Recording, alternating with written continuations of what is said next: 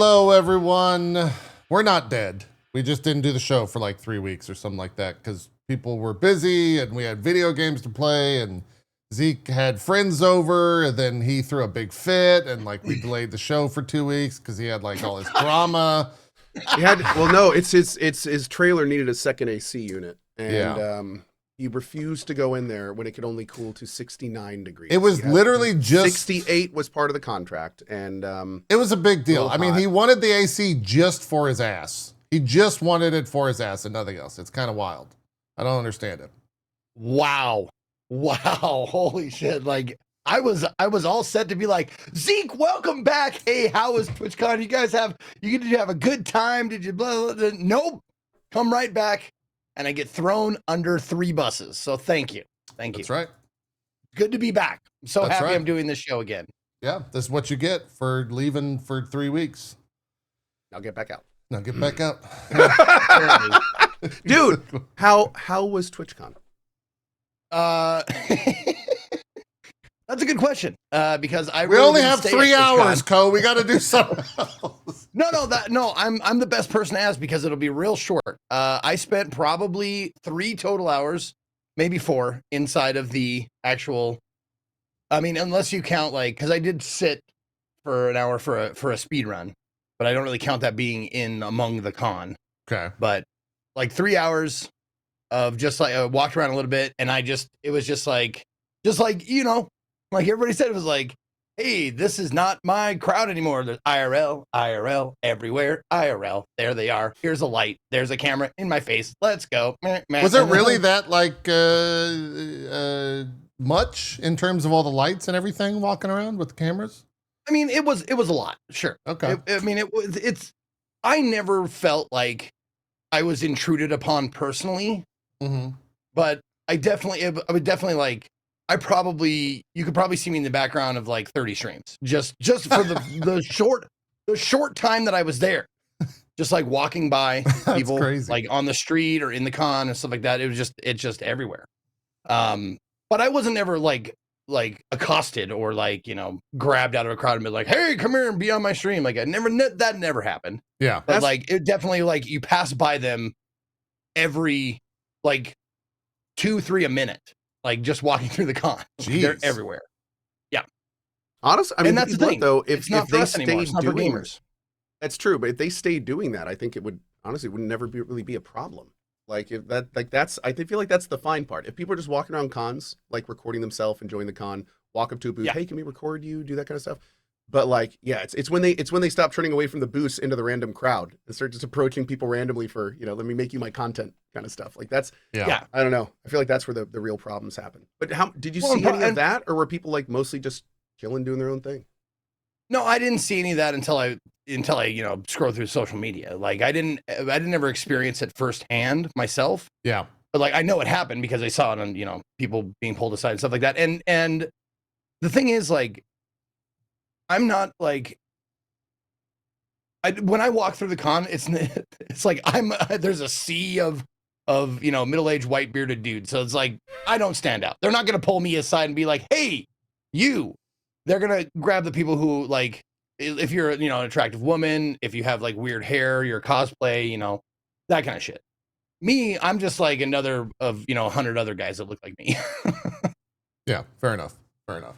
Yeah, I heard that's always the thing that I want to reiterate is social media definitely makes it sound like a fucking hellscape, whereas people on the ground are like, it's not that bad. Like, it's kind of bad. But it's not. Yeah, no, I mean, there's distinctly different, just like there's different game streamers. There's distinctly different vibes of IRL. Like, and honestly, IRL could be fine on Twitch if it were properly like policed and done well, essentially.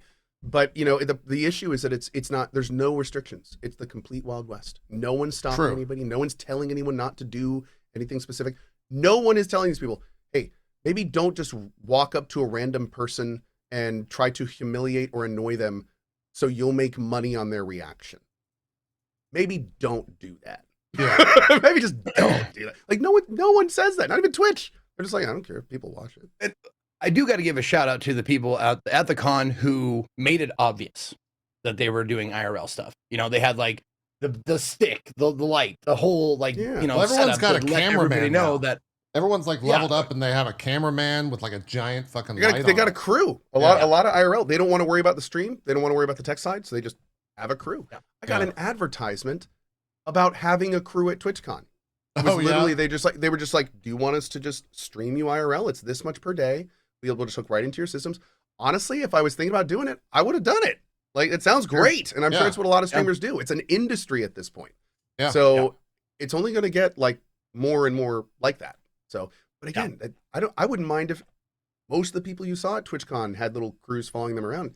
Everyone was respectful and cool about it. Like, cool. Yeah, then you know. That's their own thing. Whatever. Exactly. Yeah. Everyone's in on it at that point. Yeah. And it's much more cool.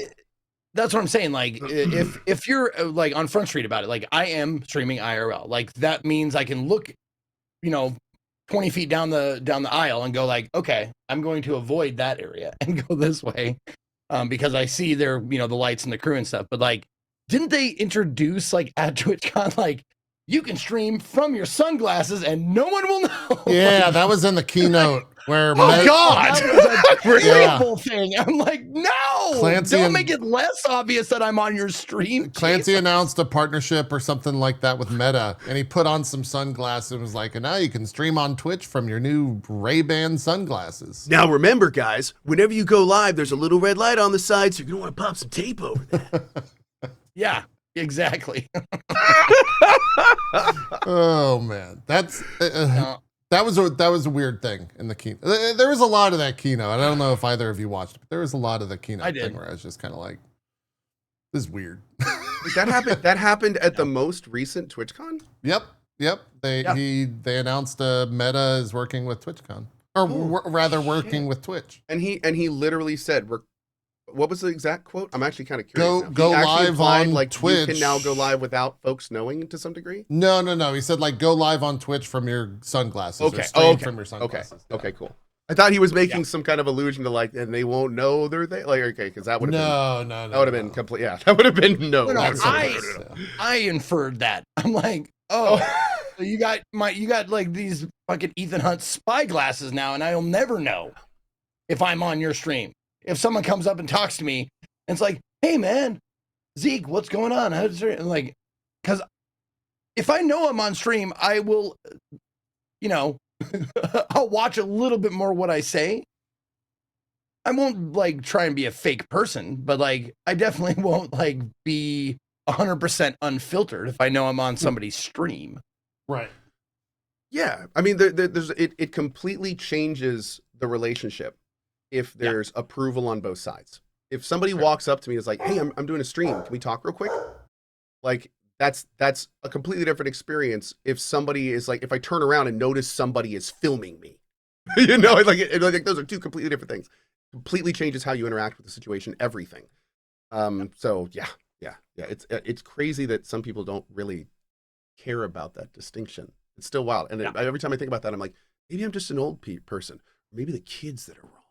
A little bit of column A, column B. Maybe a little both. I don't know. Yeah. Yeah. This was the segment during the opening ceremony where he put on his Ray-Bans. Even today, I made some comments about IRL streaming, and there were multiple people that were like, "Dude, it's 2025. Everything you do is recorded. Just get over it, old man." Like that was like I kind of get it. There is this certain amount of just you have to accept this is the reality kind of situation, but I don't know, man. And that's why we don't go outside, kids. That's right. Yes. That's right. Old man yelling at clouds. That's right. Yep. Yeah. We'll talk about more TwitchCon, all that stuff. We need to bring our guest on. I feel bad. We've kept her waiting. But we'll circle back to all the news. Also, now my dog has joined the show, so that's going to be a whole thing. It's been a wild couple of weeks without you guys. We're glad to be back. Let's bring on our guest this week. It's none other than someone that has probably been in your ears for quite some time, given our normal audience, as the narrator of Baldur's Gate 3. If you've played Hades 2 this year, you've got some more of it. It's got to been all over. Kingmaker. So many games. Divinity. Kingmaker. All the stuff. All the things. All those good games. Yeah, all the good games. It's none other than Miss Amelia Tyler. Welcome to Drop Frames. Glad to have you here. Hi. Hi. How's it going? Oh, is this how we're starting this? She's been in your ears. Oh. Yeah, I didn't really, there was multiple thoughts on how I was going to bring you in. So in the past, I've done like really bad. Look, the thing is, Amelia, let's talk about it, okay?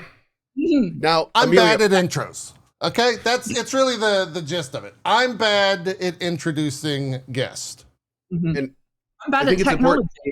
It's important to mention at this point, by the way, is we talked him down from she's penetrated your ear holes to what you heard now. So there was improvement. There was improvement. No, it went even further because I was going to say like Amelia Tyler's been inside you, and they said was the no first on one. that, like hard That's no. the DLC.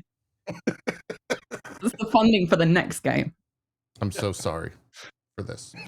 This has been one of the best intros in a while. You're welcome. Thank you. Oh God. Yeah, welcome to the show. Ben Hammond chat. So last drop frames ever. Let's enjoy it.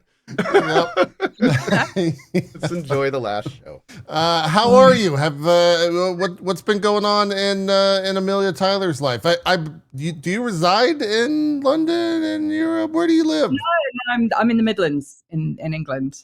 But Okay. yes, technically England, technically no longer Europe, I guess. Sad face. I was gonna go with that too, but I'm glad I went with the London Don't hit instead. me. You're already down. Sorry. This is awful, guys. Someone else take the reins. I fucked everything up. It's all bad. Well, we kind of want to steer it away from politics. Yeah. So, I mean, don't worry, Amelia. We're in America. Think how bad it is for. No, okay. But going. Nobody think about that. Oh my Lord. I'm fine, despite whoever gave me a cold at PAX Australia's best attempts to end me. I refuse to die. Well, that's good. So yeah, I'm good. I'm tired. Apparently I'm worse at tech than even I thought, which is quite the accomplishment. And I was almost either invisible or in black and white. That's true. You were. Yeah, you can just. I'd say that's a perk. You can just make your camera go black and white whenever you feel like it. I'll just start talking like this, and we can have it like a 1940s something a little speakeasy or something. Hell yeah, that's fantastic. Yeah. Vintage drop frames. Exactly. We've been around long enough. What do you know? Hey there, dude. They're gonna 23 skidoo. Of course, Zeke came prepared. Yeah, I don't have that. I don't have that button ready. Hey, I can't do that. Someone's got to keep the morning zoo vibe, dude. Like the morning talk show. Like I can't do that on a whim. Guy. PAX Australia. I've never been. That's the one PAX I've never been to. What is PAX Australia like? PAX Australia was awesome. Yeah, I've never done a PAX before. Okay. And yeah, I flew out there. I got to finally, because I've been waiting for a very long time, very patiently for the last 2 years since Baldur's Gate came out. Well, they did like those exhibition matches they do at conventions, but they did it with the people who actually had faces in the game. So I was sat on the sideline. I've been a tabletop player for ages, just kind of going, is it my turn yet? Can I play? I play. Can I play? And they're like, no, you don't have a face.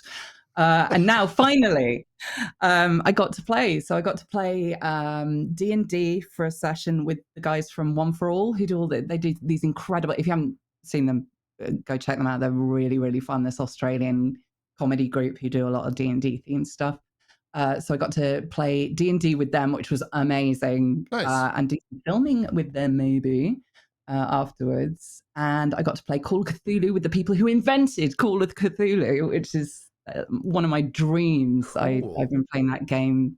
I think that was the second system I ever played. So yeah, I got to do all that. I got to meet a whole bunch of really cool people and hang out and just like chat, because we don't get that feedback usually. It's not like being a stage actor where you get to go, oh, that was a bad night, wasn't it? Everyone hated that. Or yay, everybody thinks I'm good at my job. We don't really get that feedback in video games. So it's really nice to occasionally pop into a convention and see people and actually hear a lot about what that's meant to them and what their side of the experience has been. Absolutely, yeah. Funny anecdote about Call of Cthulhu is my parents were like, on the fence about D&D when I was growing up because I got into like it's known to insiders as AD&D second edition. That was my first, I got those and they were on the fence about. They're like, okay, we'll let you keep these ones. And then I saw Call of Cthulhu books at a garage sale. Someone was selling them, and I brought them home. My parents were like, "That's a step too far." They would not let me keep those ones. They let me keep the D&D books, but Call of Cthulhu, like that's straight up demonic shit. So we're not letting that. That's not as a kid to be like, hey, but I could be doing this awful thing, and they're like, oh no, we don't like that. But how about the nice dragons? Yeah, and they're like, okay, yeah. With hindsight, dragons not so bad. I had to have the D&D talk with my parents. Like I sit down, like there's no like, yes, there are demons in the game, but there's also dragons and wizards and magic. It's mostly that stuff. It's mostly like, how can I put this? You know, like you're trying to like give them examples. Like, you ever seen Excalibur? You know the story of Sword in the Stone? It's kind of like that. Cuts to every single tabletop game where everybody's murdering the general populace of a town, going, "Oh, we're the bad guys." It's true. Yeah. The good old, you know, our audience can relate. It's the good old satanic panic times. Everyone. Yeah. Very. They do not understand. That's right. Very playing. That's the best way. Very timely. How is what's the flight like to Australia from where you're at? Is it as bad as it is for us? Yeah. No, I did it the dumb way as well because I was in America for a convention and like, stage performance. So I did Pennsylvania, Atlanta, Melbourne, Sydney, London. Don't ever do that. Oh, that was Last Millie made decisions. It was like 5 flights. Too many flights. Oh no! And you probably had like delays between them and stuff. Oh god. No delays, but some brutal like layovers. Yeah, the journey back was like a 13.5-hour flight, then a 4-hour layover, then a 9-hour flight. Yeah. Sorry, I'm only home for I need to take a break for you because I'm just thinking about those travel times and it's like. Yeah. It's like a straight 24 plus hours of traveling. Yeah. But when you've got raging ADHD, time doesn't really mean anything anyway. So at any point in the day, you could go, it's 2 p.m. and I go, yeah, that sounds about right. Yeah. So long flights don't really mean as much. Yeah, that's true. So what is your, speaking of travel, what is your, like, are you a sleeper or do you have distractions? Oh, God, I wish I was a sleeper. Fuck, If I was at the level where I could afford one of those, like the first class, you get to have an actual bed and lie down, maybe I'd be able to. But I'm constantly cursed with, like, there's a man spreader next to me who I then have to, like, regularly body check with my handbag until he keeps his foot in his own space.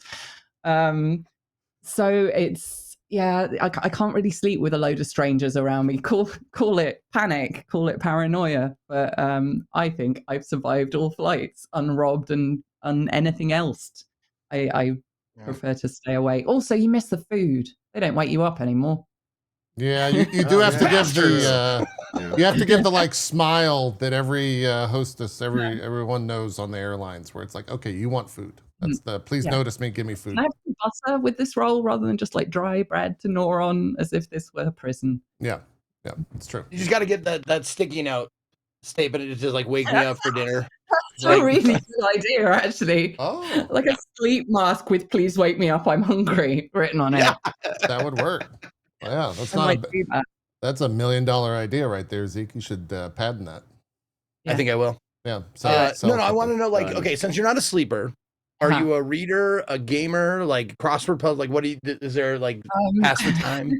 I am usually a pay for the in-flight Wi-Fi and talk to my gaming groups and do all the like organizing of because I don't have a functioning memory. Right. So I have to keep a lot of notes and they tend to get a little hectic. Yep. So I use long flights to like organize all that and format it in a way that if I'm in the middle of a gaming session or something, I can actually access that information rather than going word blind. So I do that. I chat to people because I've been weirdly busy the last couple of years and actually replying to messages has got even worse somehow. So yeah, I use it for socializing, which makes it even more painful when the flight's just like, oh, our Wi-Fi's not working. I'm like, I did not download anything. Oh no. That's always the worst. Yeah. That's my panic. Yeah, that's So my panic. 8 hours. Yeah. Getting on a flight with no games, no movies, nothing to read. That's Unacceptable. it's a Echo of nightmare your for me. I believe they call that raw dogging. Yeah, I don't. That's a nightmare Yes. for me. I could never.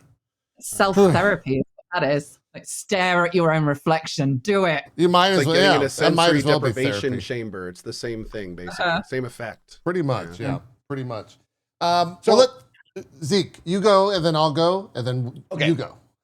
No, I'm wondering if that like you said you have no functioning memory. Like when you're doing your job voice acting, like you have the script in front of you, right? Right. Okay, so you don't have the memorized lines. Weird.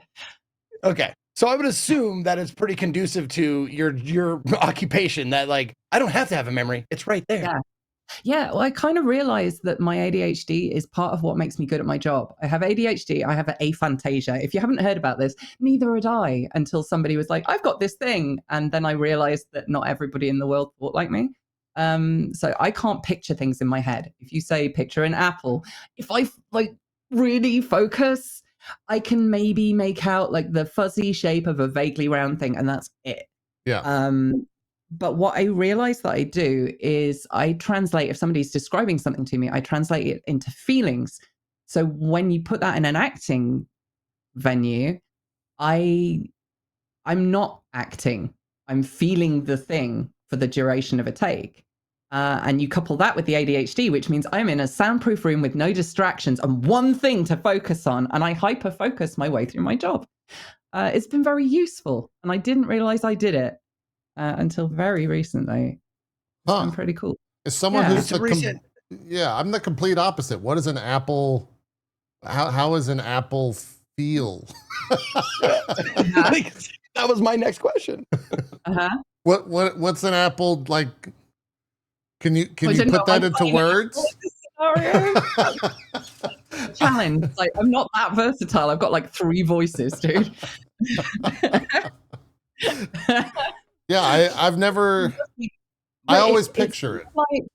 Like if I was going to say be frightened, like there are many different varieties of frightened. Like it's dark and nighttime, you're frightened. It could be anything.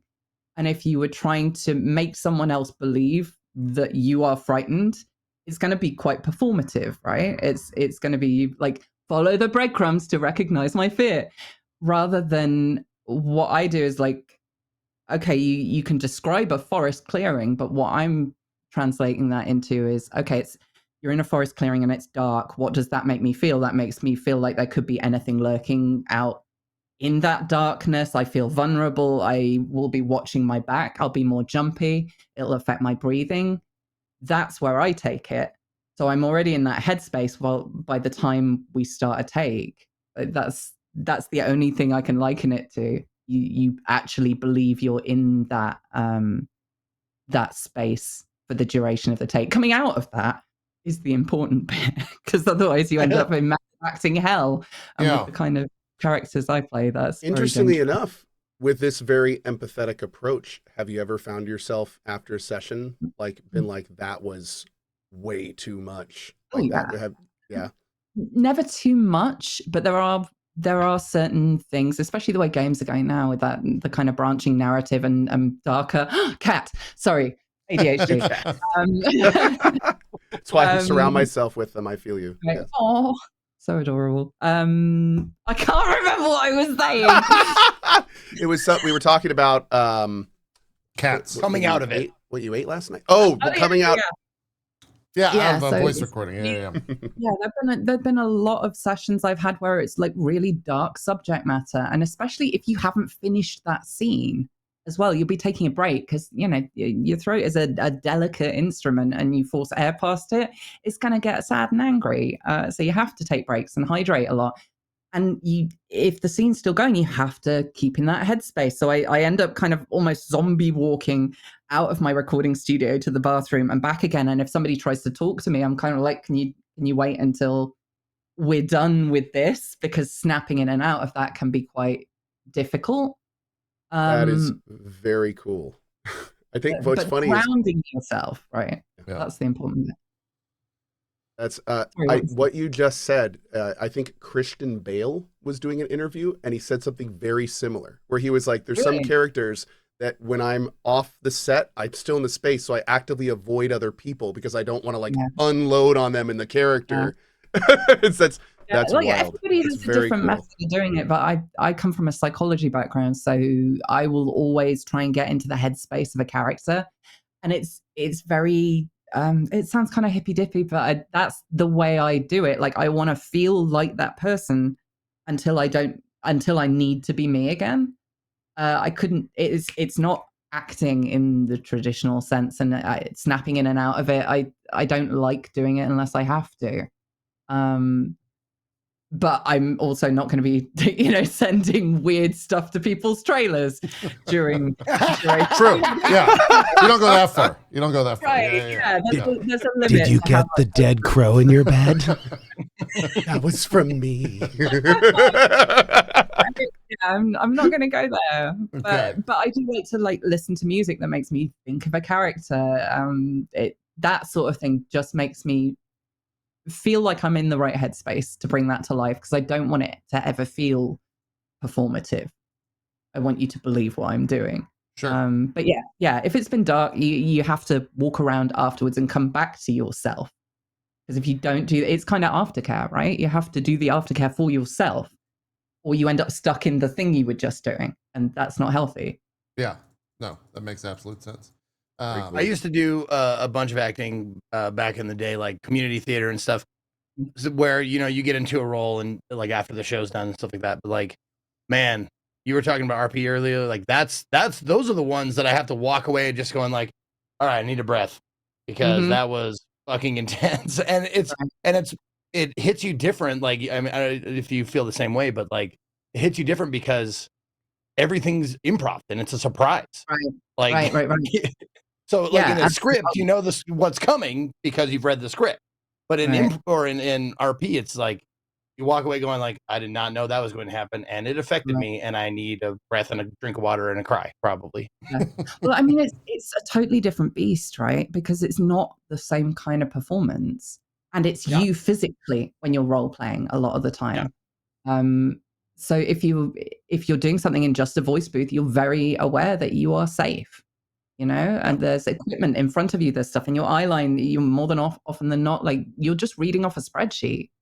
You don't have a person to talk to. So it's very easy to break the reality lines like that. Whereas, full performance capture, you would think it would be easier, but actually like it's an easier skill set than bringing something to life in a voice booth, because you've got all your toys back, right? You've got your body and your breath and the people around you in a set. Like that's easier.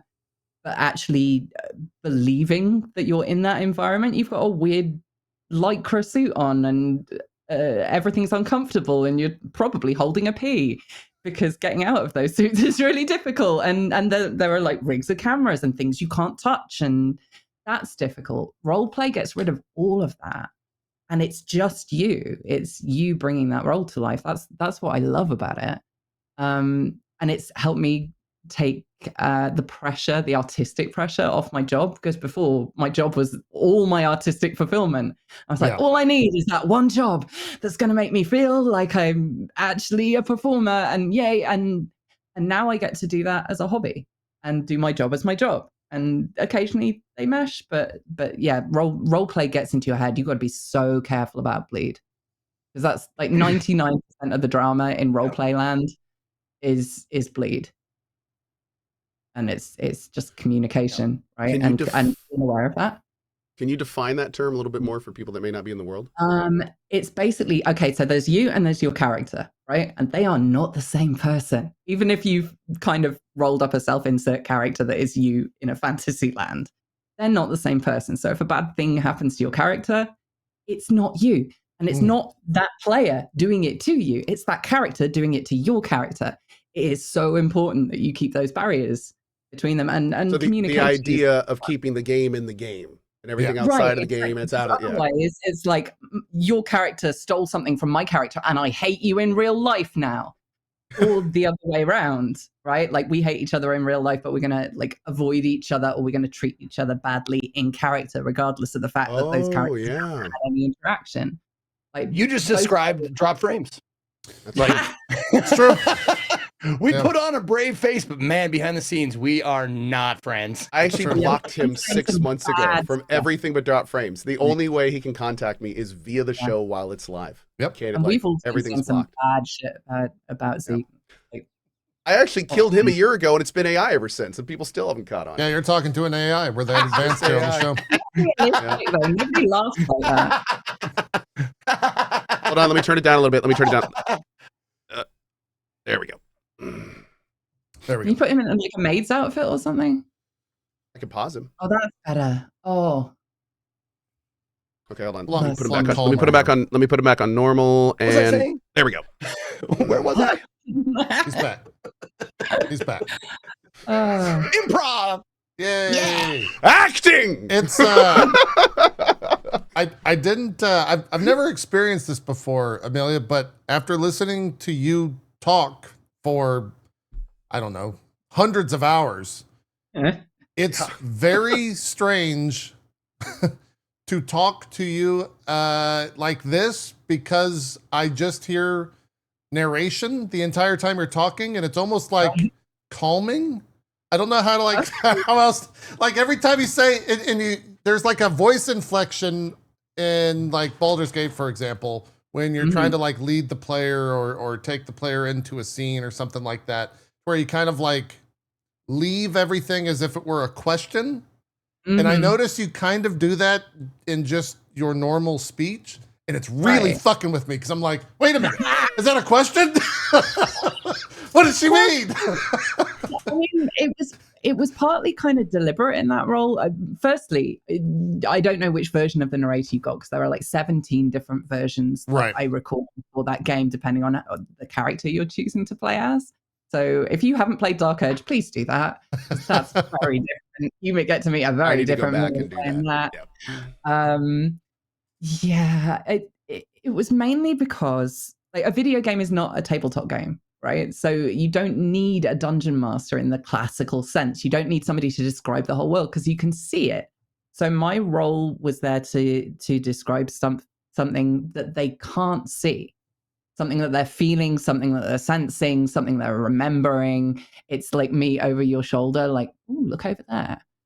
And I don't know about you, but there is nothing more frustrating than trying to have a conversation with somebody where you might as well not be in that conversation and they are just monologuing at you, waiting for you to stop talking in response and then monologuing again. Right. I like to have conversations where I'm asking questions of people without it feeling like a direct challenge, like answer my question. Do it now, JP. Like, and so I guess I use inflection for that of just like, do you want to carry on down this or do you understand what I'm talking about without actually having to say it? It's like more subtle piloting, I guess. Yeah. If that makes any sense. No, I understand. Completely, Yeah, I understand completely what you're saying. It's just I don't know how to describe it. It's like a brain worm, I guess. Like there's something that's that's itching my brain every time you speak, but it's because I've played so much games with you narrating in my Waiting head. for me to make you roll initiative. Yeah, like I want you. Like, yeah, exactly. It's weird. JP's like rocking expecting back and that. forth. He's like Amelia, where do I go next? Who do I talk to next? It's What are we really- doing here? Like, yeah. where do I go? Like, you haven't yet told me what's going on, what's happening. I'm not the person to ask about what's going on. I write my own name down before important phone calls. That's the level we're dealing with. And Well, and like that, Oh my God. Yeah. that's why I I'm hear that. so happy that Larian let me release the outtakes after the game came out. Because Those were a lot of fun. I'm glad she liked them. Because it really was just me getting to the end of it and going, hi guys, I've got like 4.5 years of me being really bad at my job. Do you want these? Do I get to keep like what is this? Can I use them? And they were like, yeah, do whatever you want. Like, sorry, what? give approval. And they were like, no, we trust you. Just go for it. Okay. Yeah, So that's- I think I finished 5 of them. I've got like 6 more in various stages of editing, but I do all the edits and all the like the video stuff myself. So there will be more. Great. But the Awesome. main thing that was nice about that was I got to be me, because that is me. I'm much more hectic. If people met me for the first time and thought I was going to be like put together and knowing what my life is the way that the narrator is, this is going to be a horrible shock. So I got to be like, hey, I'm a mess and a little bit strange. Is that cool here? And apparently that's fine, which is news to me. It is a. I think for many of us, it's preferred. So yeah, for sure. We're good. We're good. I was gonna say your role, your the things that you have done within the video game space are unique because most people play like a character, right? And so when a voice actor speaks or something, it's like, oh, it's that character. But when you speak, it's like that. It's like it's almost the voice of God is what it is. It's the voice of God, right? Because that's what it is in this games. Like you're the overall being that explains everything. And I don't know, like the other word is narrator, but voice of God. Voice of God works. Yes, it does. I'm not sure what the sacrifices would be to that particular god. I'm guessing just like warm drinks and a functioning diary. That'd be great. Okay. All right. Noted. There we go. I'll write that down. Yeah, I'll jot that down. No, like speaking of bleed, like after playing Baldur's Gate, you know, because you sit down for a session just of a game like that, and you end up like putting in 6 hours and never moving and never getting up and stuff like that, and then you eventually like you go to the fridge and you hear Amelia's voice like, he eyed the milk, realizing that he must go to the store soon, and then he looked at the sour cream and said, put that also on the list. And like, you know, shit like that. Like he then picked up the milk. Was it rotten? Roll for the rot.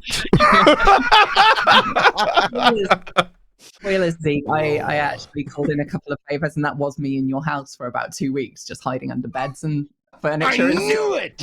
With you. That's one of those outtake reels coming. Right. Recording Amelia just narrating from Zeke from behind closed doors and closets while Zeke looks around. What the fuck is going on? I knew Katie was lying to me, dude. I totally knew. I knew. She was in on the whole I was thing. like, She's the one that flew Amelia right? out. You hear that? She loved me first. True enough.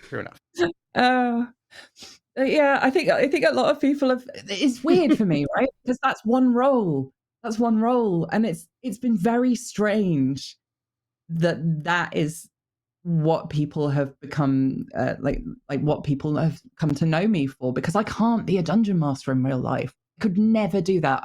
This is not me being plagued with self-doubt. I know what I'm good at and what I enjoy. No one would have a good time in that campaign. I'm built to be a player at someone else's table. So for people to experience me as the person telling them what to do is hilarious to me, and a little bit weird, because until BG3 came out, I was getting to the point finally where people were like, "Oh, you can really act." And I was starting to get some cinematic acting roles and like really juicy stuff. And now everybody's like, will you read an audiobook for me? Like, oh, but I do the other thing too. Can you please? So that's kind of why Hades coming out has been so cool, because I can go, ta-da, I do other things too. It's the variety, right? That was actually my next question was like, how much of a relief was it to get another like juicy, very like a big script role after BG3, so you're not just the narrator from BG3? Yeah. Oh, it was like 11-12. Great. Aside from the fact like that role, like, do you want to play the goddess of witchcraft? Yeah, I would actually. Thank you. That would be great. It's such a great role. It's been so delicately written as well. Like I've had messages from people who are practicing Wiccans who are really immersed in that, what we think of as mythology is their religion. And I am only a baby witch by comparison, but there are people who are full-on worshippers of Hecate who have been getting in touch, thanking me and thanking Supergiant for portraying her in such an authentic, complicated way. That's awesome. Yeah. Well, yeah. So that is the Hecate from, I did not realize that was all directly connected. That's super cool. Yeah. It's all based on on existing gods and goddesses in mythology, but people worship her to this day, and she is not to be messed with. So just out of curiosity, what was it like talking to them when, like, especially if they'd played through the game and it's just like, oh yeah, that's my god. I just like that's the god I worship in game form. Like talking to them, I played a game with them. Right. Yeah, I think some of them were worried to start with that it would just be like that traditional, this is a witch, that cackly, wart on the nose, that traditional stereotype.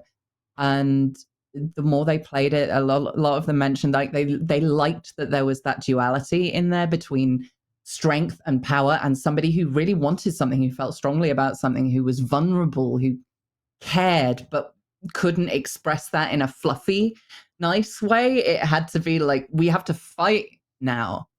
This is a powerful thing, and for that to be in a female character, like Hades is stacked full of awesome, powerful characters, but particularly like depictions of people of various genders that are not standard. It's a very cool exploration of just like all your assumptions, make them go away. These are gods. These are gods. They can do whatever they want. They can change their faces if they want. Like, don't make assumptions.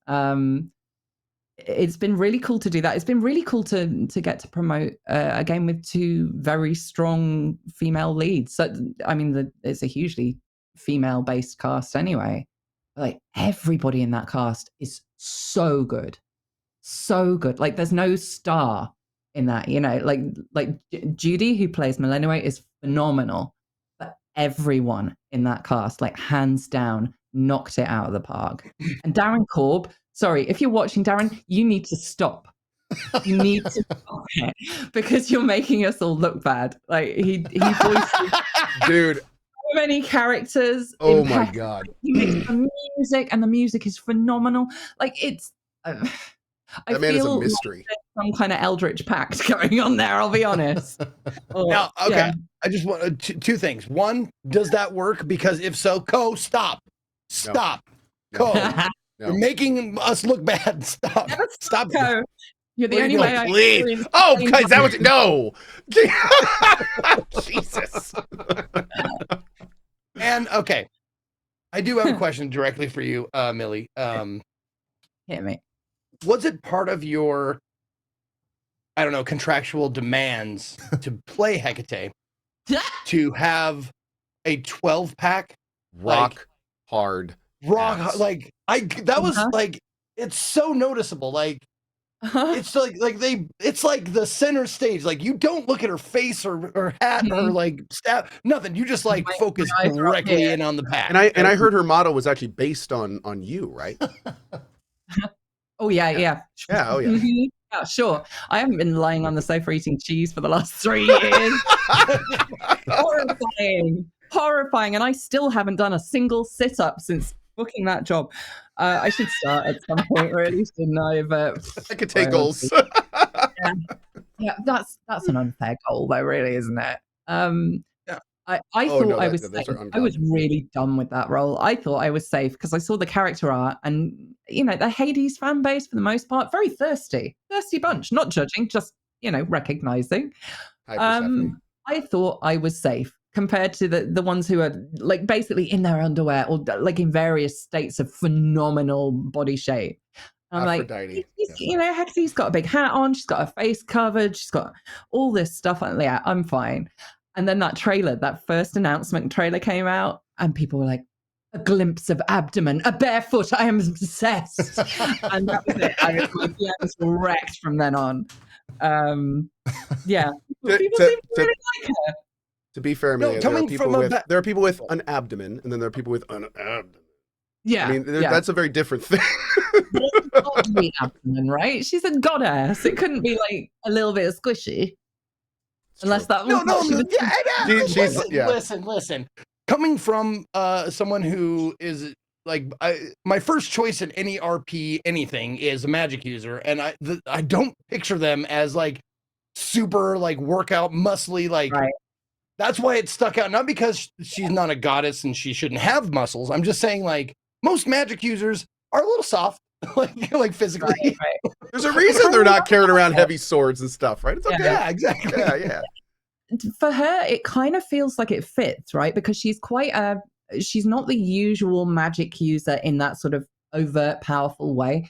There's something very staccato about her, something very like withheld, and she has been training for war. She's trying to take this guy out. It makes sense to me that she would be very disciplined because it's in so many of the lines that she says, well, you know, our craft is called a practice for a reason. It's all about diligence and repetition. And what says repetition more than rock hard abs? Yes. Very true. It's very true. How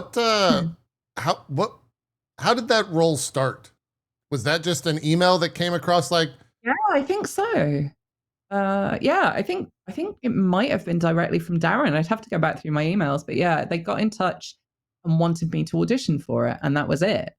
And I did one audition and just got it. And I always convince myself my last job is my last job, right? I've used up all my goes because I've been doing this since the Earth cooled.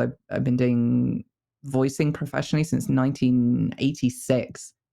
Since I was 5 years old, I grew up in this. I am not used to people seeing me in that way. You know, I'm used to having to fight for every role I get, and it's been eye-opening to finally end up in a space at this time in my life when I'm kind of, without getting too deep and meaningful about it, like finally letting go of trying to please people and just going, this is what I am. If you would like to cast me, go for it. These are the things I can do. If you want nice fluffy girl next door, I can recommend like 20 awesome people, but that is not me. I'm not going to pretend to try and please you anymore.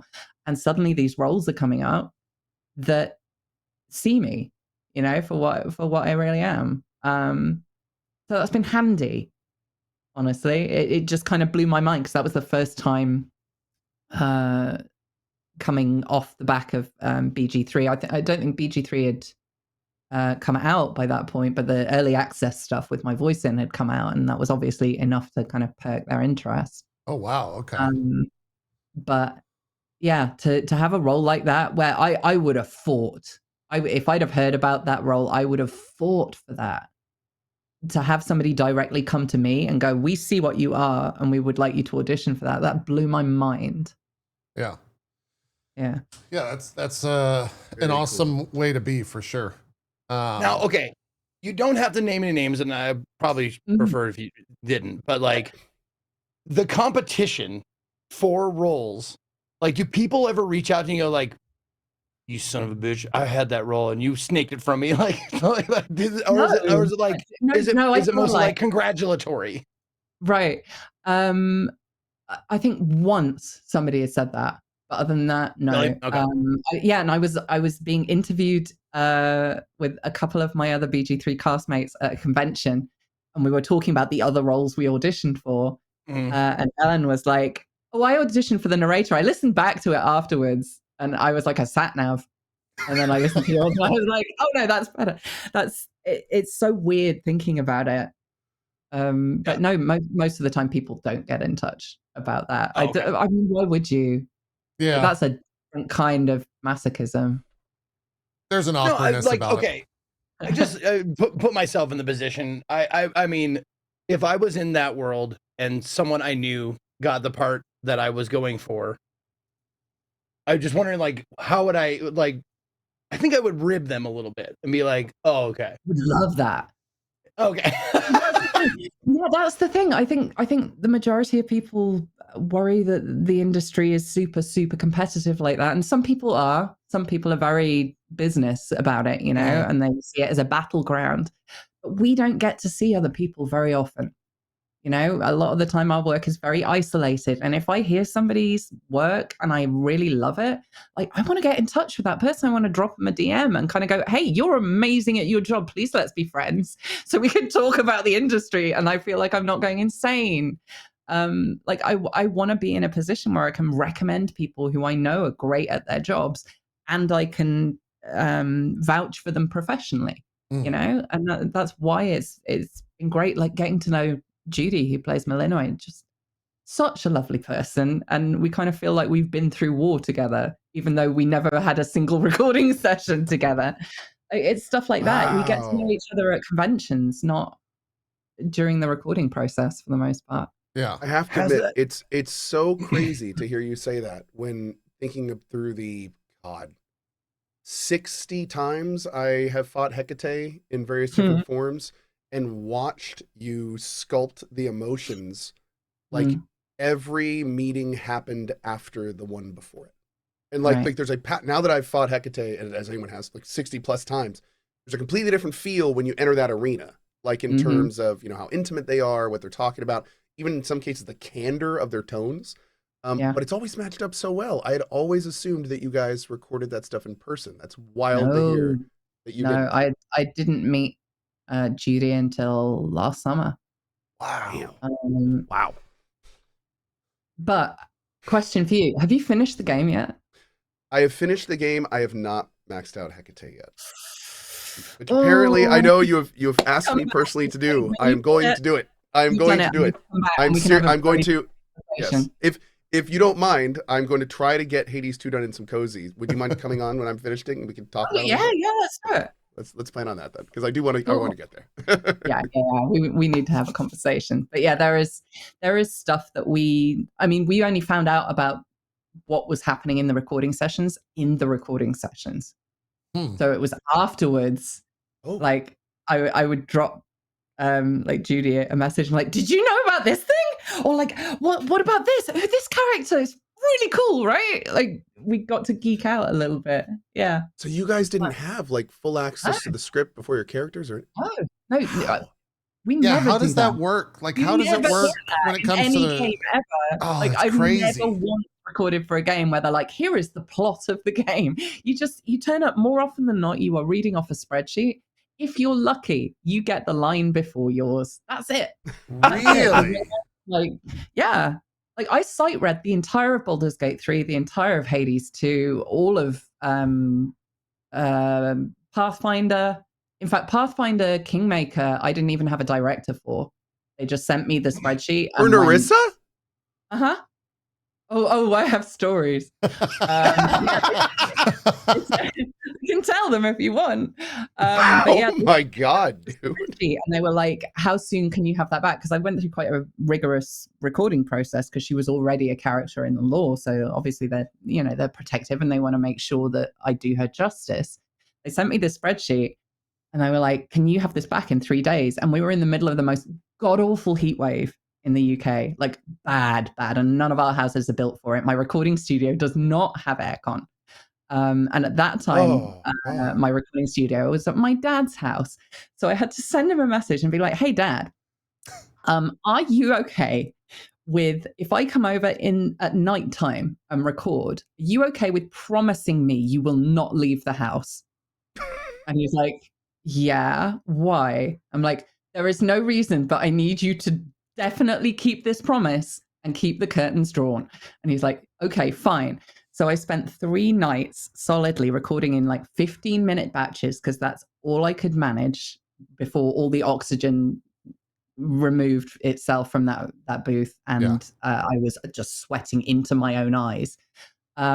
And then I would go out and have a walk around outside the house. And I did the whole thing with no clothes on whatsoever because that's the only way I could get through it without passing out. I tried it one hour, did not work, nearly died. So yeah.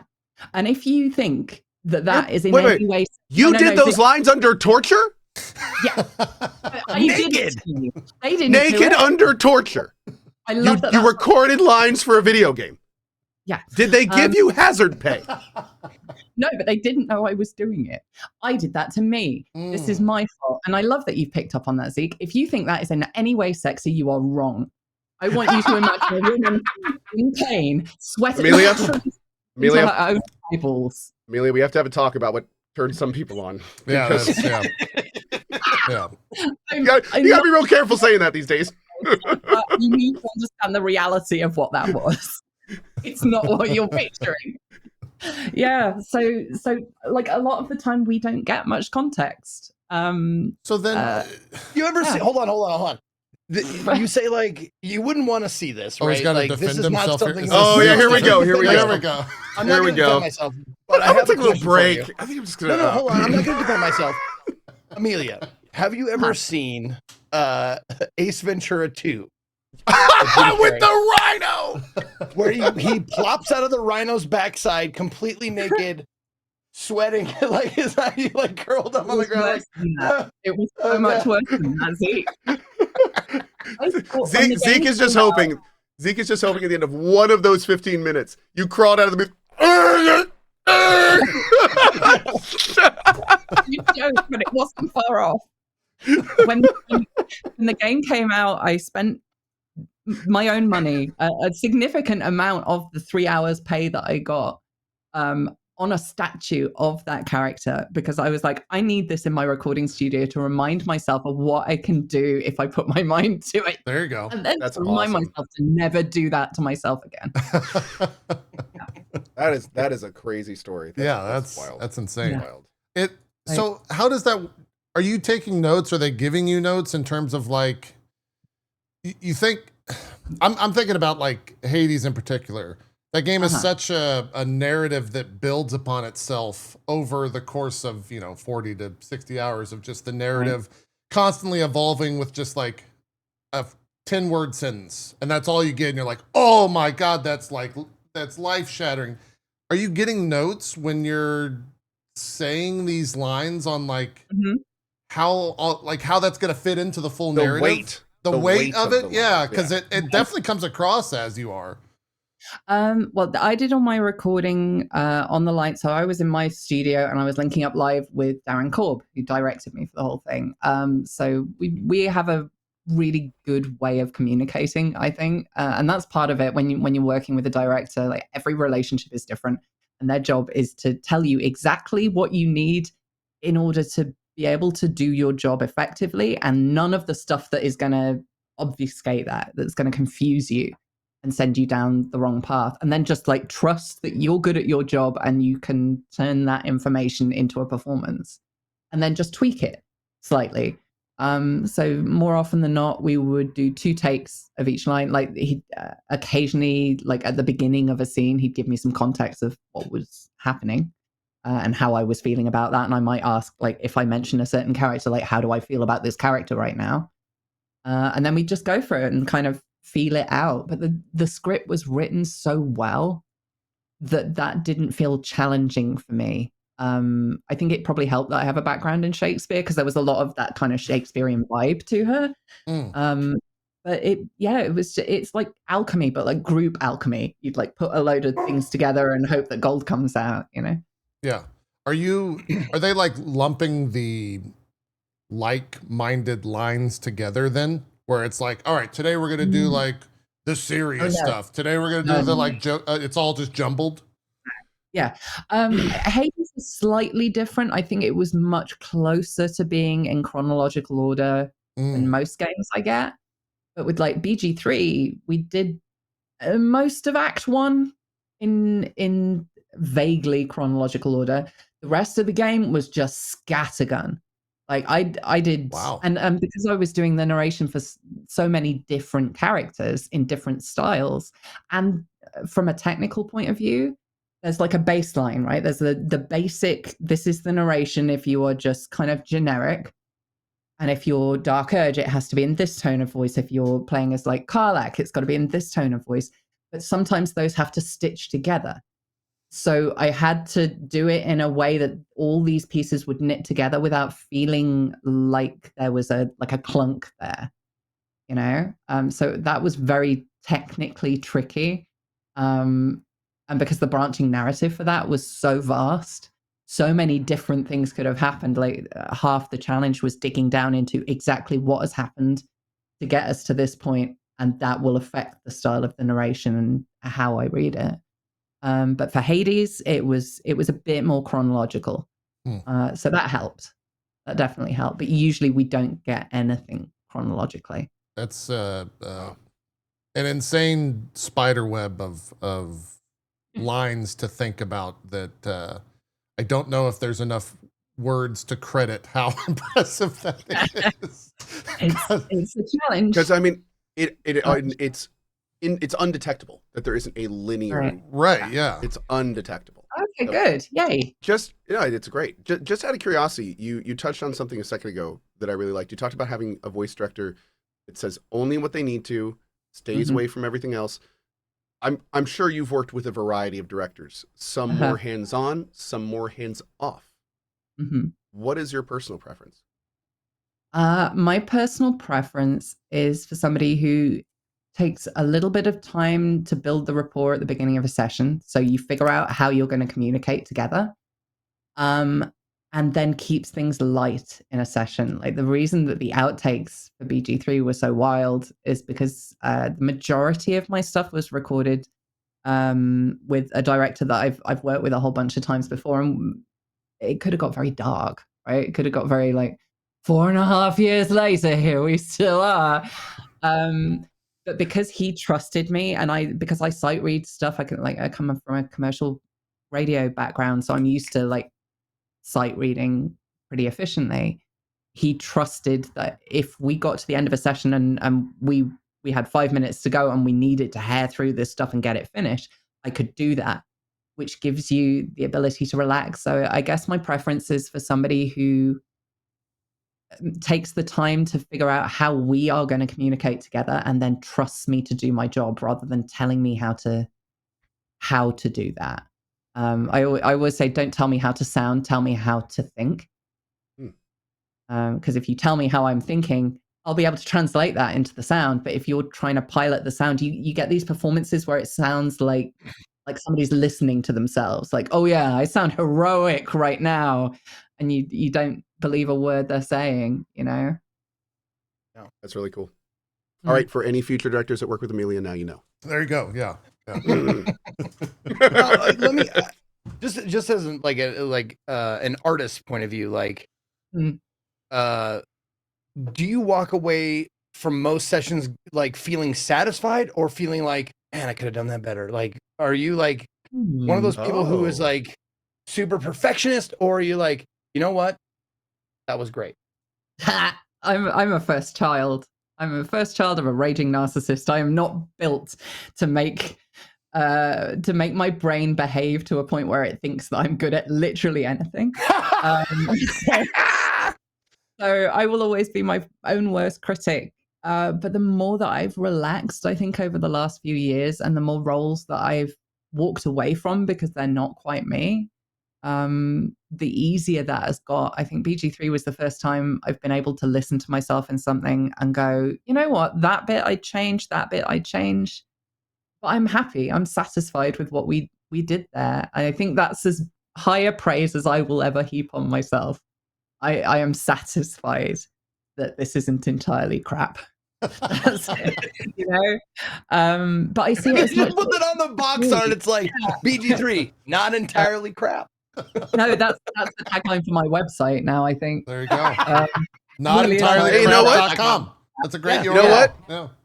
These days, good goal to shoot for. Let's go. Yeah, okay. Yeah, that makes sense. But yeah, I play not entirely crap. Yeah.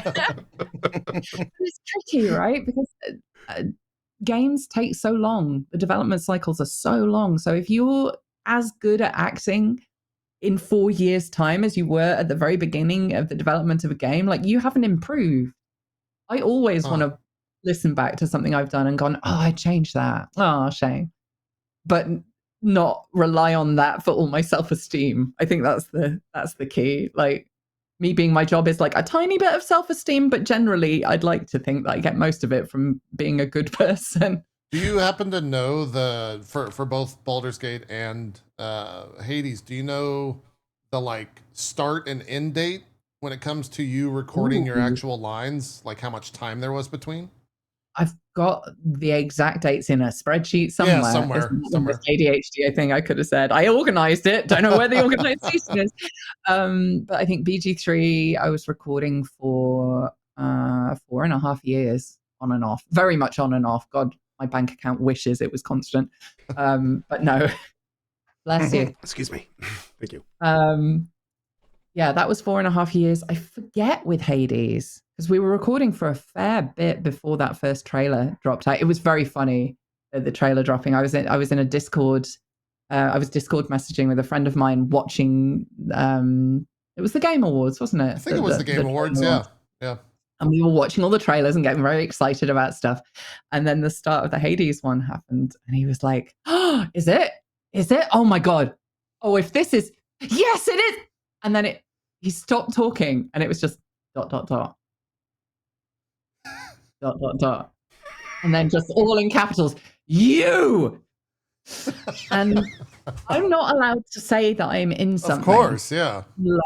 I've been good. Like this is me personally as well. Like we're all NDA'd for projects, but as far as I'm concerned, even if I'm not NDA'd for something, if I've worked on something and I don't have it in writing that I'm allowed to talk about this, I don't say shit.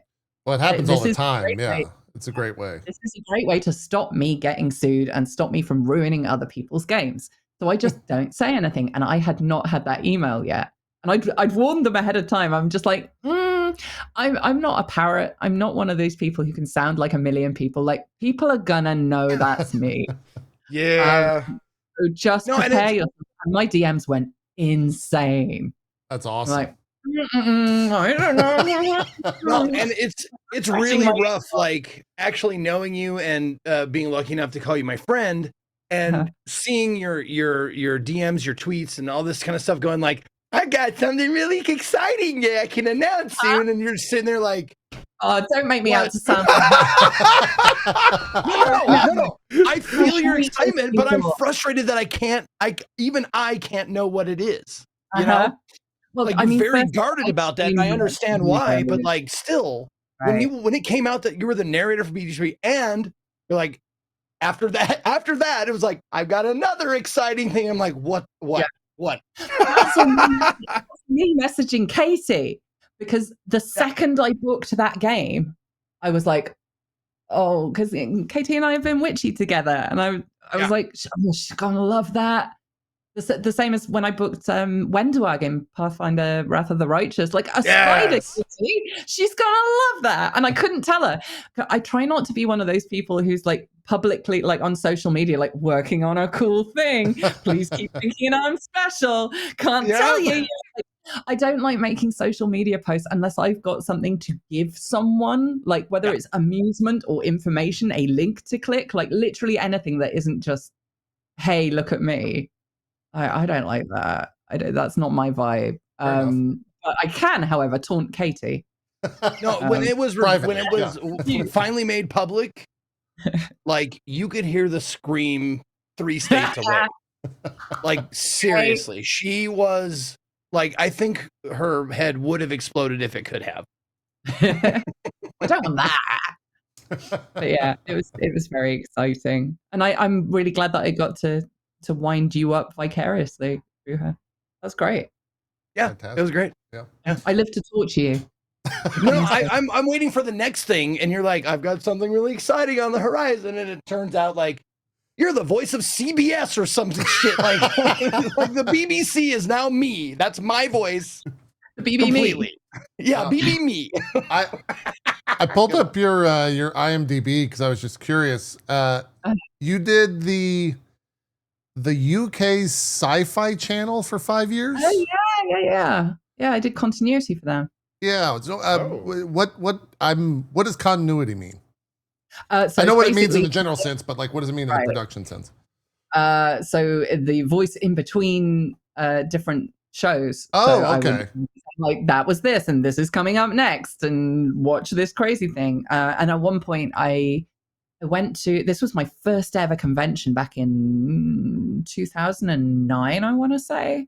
I went to, they broke me in hard. I went to San Diego Comic-Con with a very small indie film that I was in. And Sci-Fi Channel got wind of it and was like, hey, do you want to like interview, like cover the con and like do interviews for us and stuff? And I was like, yeah, sure. As if doing 2 things wasn't going to exhaust me entirely. That wasn't smart, but it was a lot of fun. Yeah. It did ages. That was, 5 years. The other thing that IMDb cheated on you and told me You have a degree in experimental psychology. Yes. What does that mean? Wow. Please explain your entire degree to us, please. Yeah. Okay, I will. What that means is that I should have done an arts degree. I should have done a BA. But what I decided to do instead was accidentally, and I mean accidentally, do a degree that had a heavy maths and statistics component when I am not made for that in any way. So it's a much more, it was BSc, so it's much more science-based. So not only did I learn about various forms of psychology, but then I learned how to design, run, and analyze the results of my own experiments. That you then decided not to do. Well, the route I was going down, I was training basically to work in the criminal forensic area. So I was basically going to be working with serial killers, very troubled people. That and psychotherapy were my highest grading sections, and that's what got me really fired up. And that is not a job that you can leave at work. That is a dark job that haunts you in your days. So I finished my degree, and all my tutors were like, "Hey, we want you to do your masters and continue down this road."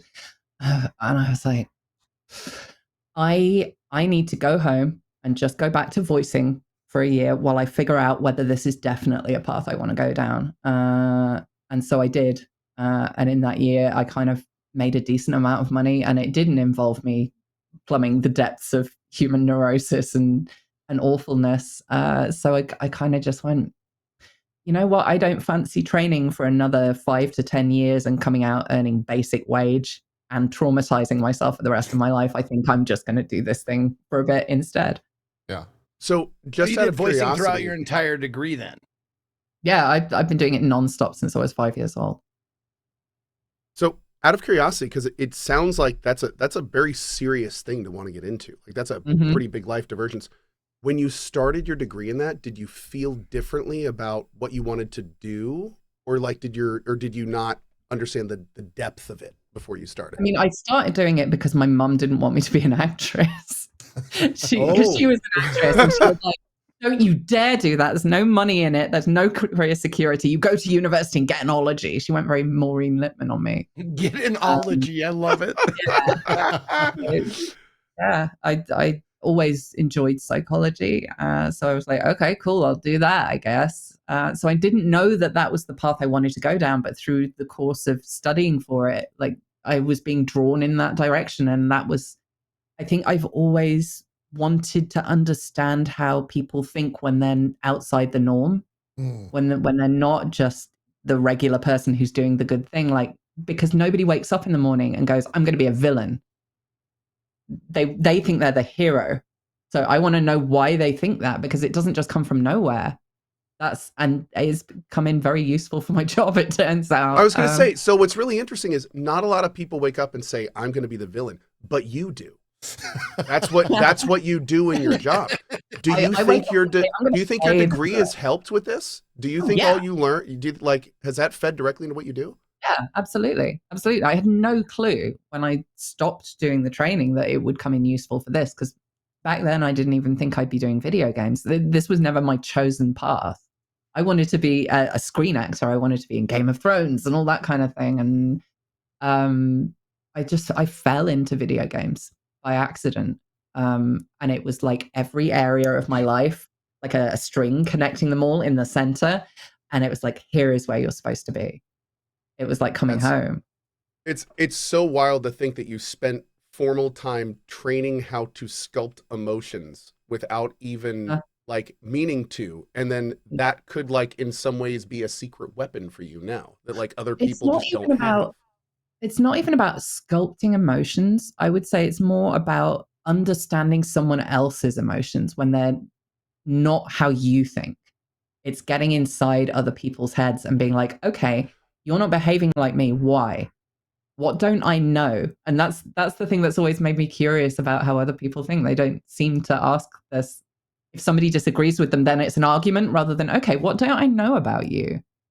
Like, what happened to make you think like that? Or what do you think the truth is that's making you behave like that? And that's that's what I bring into what I do, I guess. I always come at it from a point of view of not what I want this character to sound like, but like I want to understand their life. I want to understand how they think, why they do the things they do.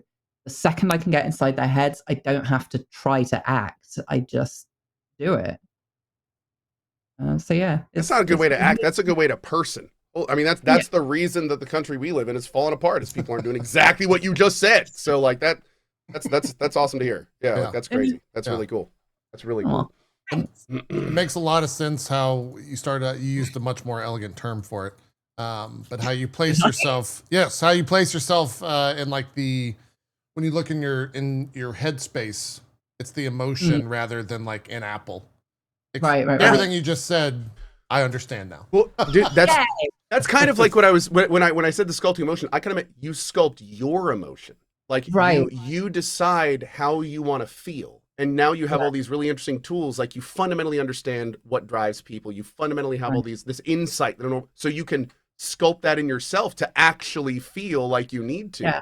Like when you say that stuff about like how you feel. When you recorded your lines for Owlcat, was there someone sitting in there with you telling you what to do every line and making sure you got... Which one for... let's say the first one. Narissa, who was a very impressive performer. Sitting with me, I was stark naked in the middle of the night. That was that story. That was that story, yeah. Yeah, that was me. I did a voice pack for Wrath of the Righteous. Oh, nice. So small compared to what you're doing.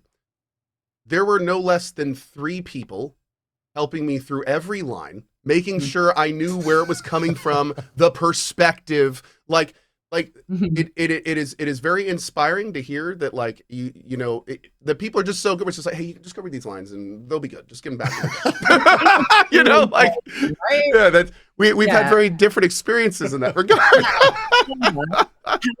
Like, partly it was early days, and I think that they had learned from. Well, I did my naked too to answer chat. Sorry, different story. With the 3 people in the room, because that's a very different story. Very different story. Not for Twitch.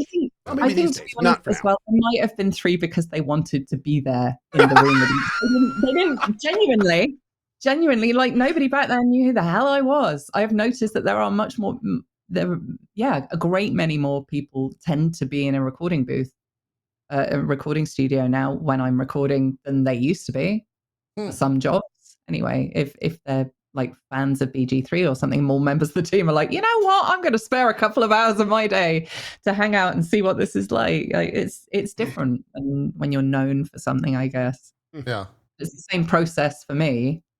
I don't want to think about myself when I'm in a recording studio, you know. Yeah. So you say it's well known. I took it as a direct commentary on my talent. So thank you so much. I appreciate that. Hopefully that is why that was out. I'll tell you what, one of my very first recording sessions for video games ever, the director in that, and this is part of why I'm like, I like people who communicate and trust me to do my job. The director in that made me parrot every single line in that entire game. He would say them before me in the exact intonation he wanted, with a weird American accent for some reason. My character wasn't American, and neither was he. But apparently, that's how he chose to do that. And I got to the end of the session and went home. I was like, did he just think I was really bad? Because this guy worked on a lot of stuff. I'm like, does he think I'm awful? Am I shit at this? And then I told that story to a friend of mine who'd done a few more games, and they were just like, oh, no, that's what he does. He thinks that's directing. And that was it. Huh. He thinks that's like, directing. Oh no.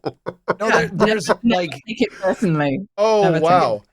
It shows like the person's amount of trust for the people they're working with, the director's amount of trust. That director sounds like they do not trust anyone to do shit right.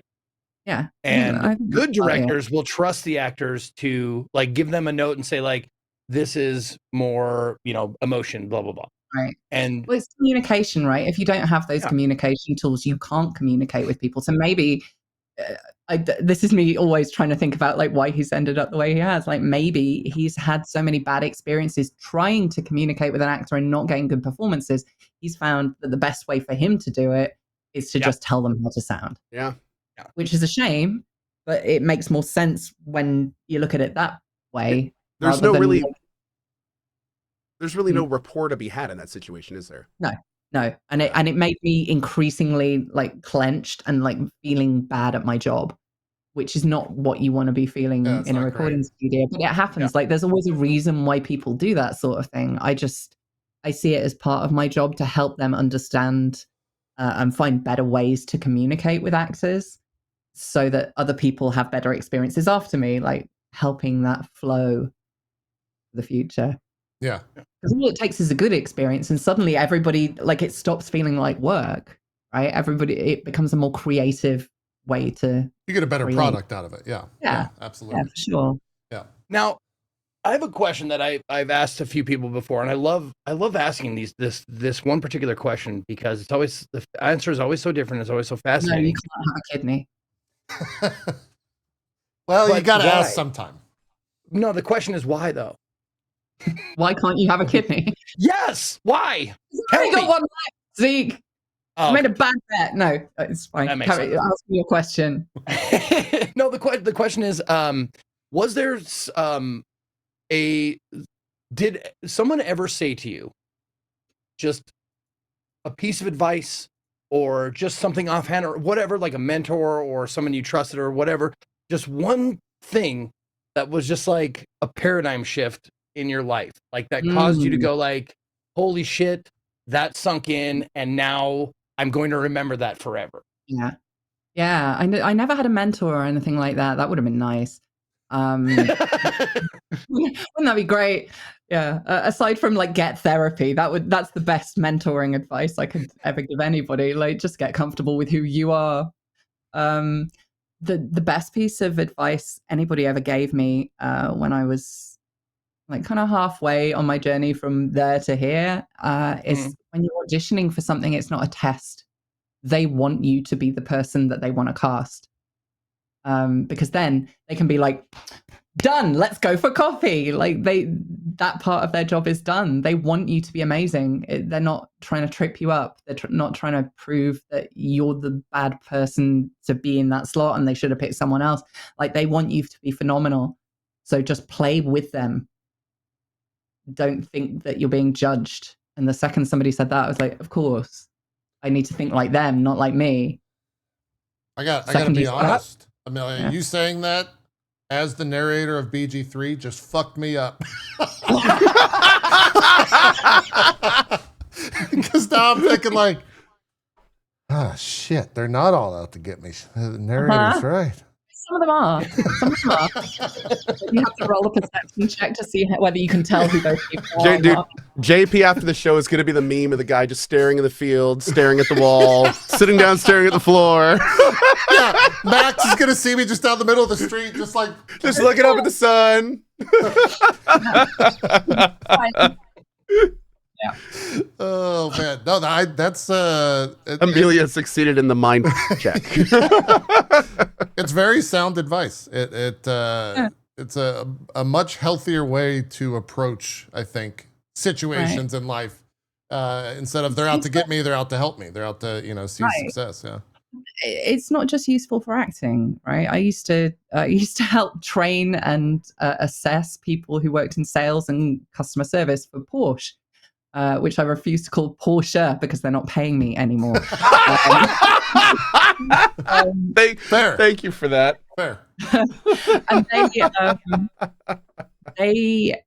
the thing that we were trying to teach them more often than not is like nobody cares whether you have the answer to the question that the customer is asking. They just want to get the answer as quickly as possible. Like you don't have to fake what you are.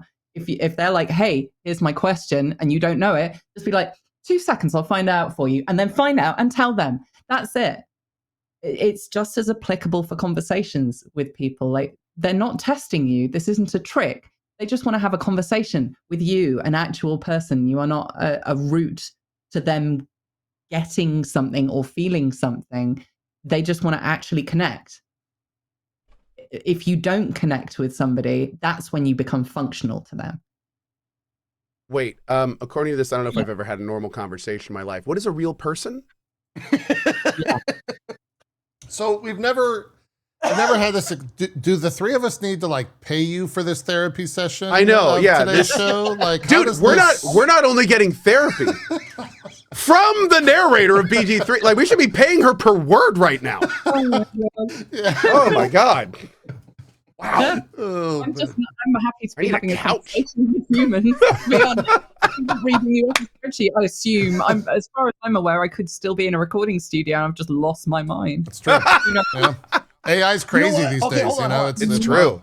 Yeah. I'm going to give you a chance to give kudos to other people in this profession. What, in recent memory or any memory, what role, voice acting role, did you go, fuck, that was awesome?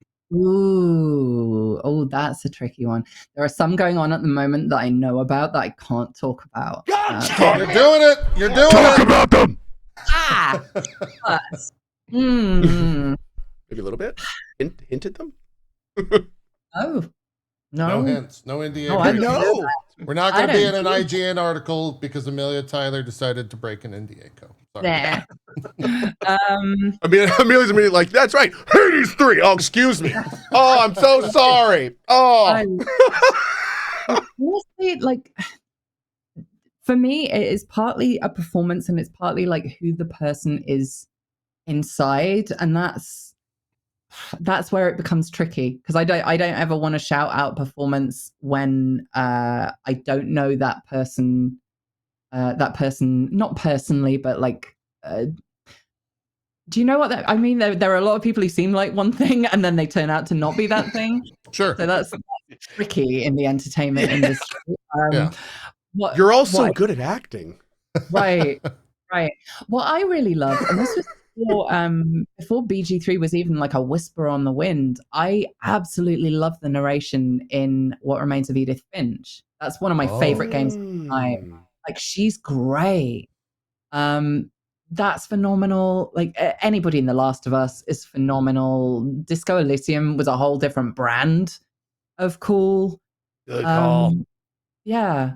But there are also people who are like incredibly talented in so many different roles who I couldn't pick which one. I've made really good friends with a particular director because I met him at a convention and he found out I was an actor and was like, "Oh, whose performances do you like?" And I mentioned this one person, I was like, and she was Tiny Tina in Borderlands, and then also in Life is Strange. She's this, like the versatility of the performance. And he was like, "Hey, I'm the director of Life is Strange." We didn't work together for 6 years. It used to confuse journalists, but like, there are so many different people who I idolize in this industry for different reasons. Like, I even just like personally, I love what Ben Starr does when it comes to like publicity. Like, he's a phenomenally talented actor, but like the kind of thing he does publicity wise is really cool because it feels very heartfelt and creative, and it's not by the book.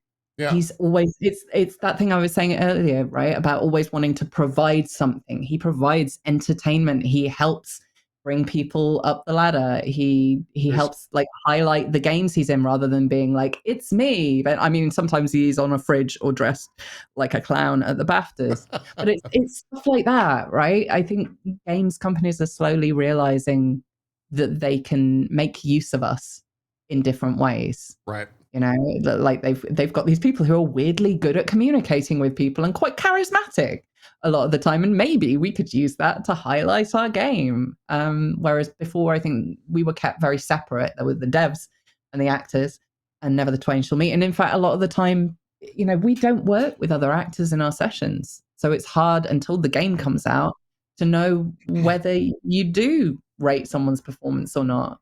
What do you think changed that? Social media. Yeah, because before it was like the audio company sends you auditions, you do the auditions, they send, you know, they talk to the developer goes back to them and says, these are the ones we want, and then you record with the audio company. You never have anything to do with the developers. Divinity Original Sin 2 was the first time that I really got to know the developer behind a game, and they kept in touch with me. And I would probably not have got the role of the narrator if it wasn't for that, because it was I believe Sven directly who requested that I audition for that role. I believe. Yeah. Yeah. It's That's crazy. Sven. He's always got a good eye for talent. He's a good guy. Yeah. He's pretty all right at his job, isn't he? He's okay. Yeah. I like that. He's all right. He's a cool guy. I like that. Amelia's like, yeah, I'm pretty He's sure been on the show. Yeah. Pretty sure Sven asked for me directly. Yeah, I'm sitting here. No, I'm on the other side. Like, yeah, I got into BG3 because I asked him directly. Well, that's the That's thing. a bit of the flip side. Right. I'd audition for all the tiny little parts. Like when they're first fleshing out a world that big, they send very generic, like elf, dwarf, and this was before the game was even announced. And I was like, oh, these people are going to get sued. This sounds really like Dungeons and Dragons, man. Wow.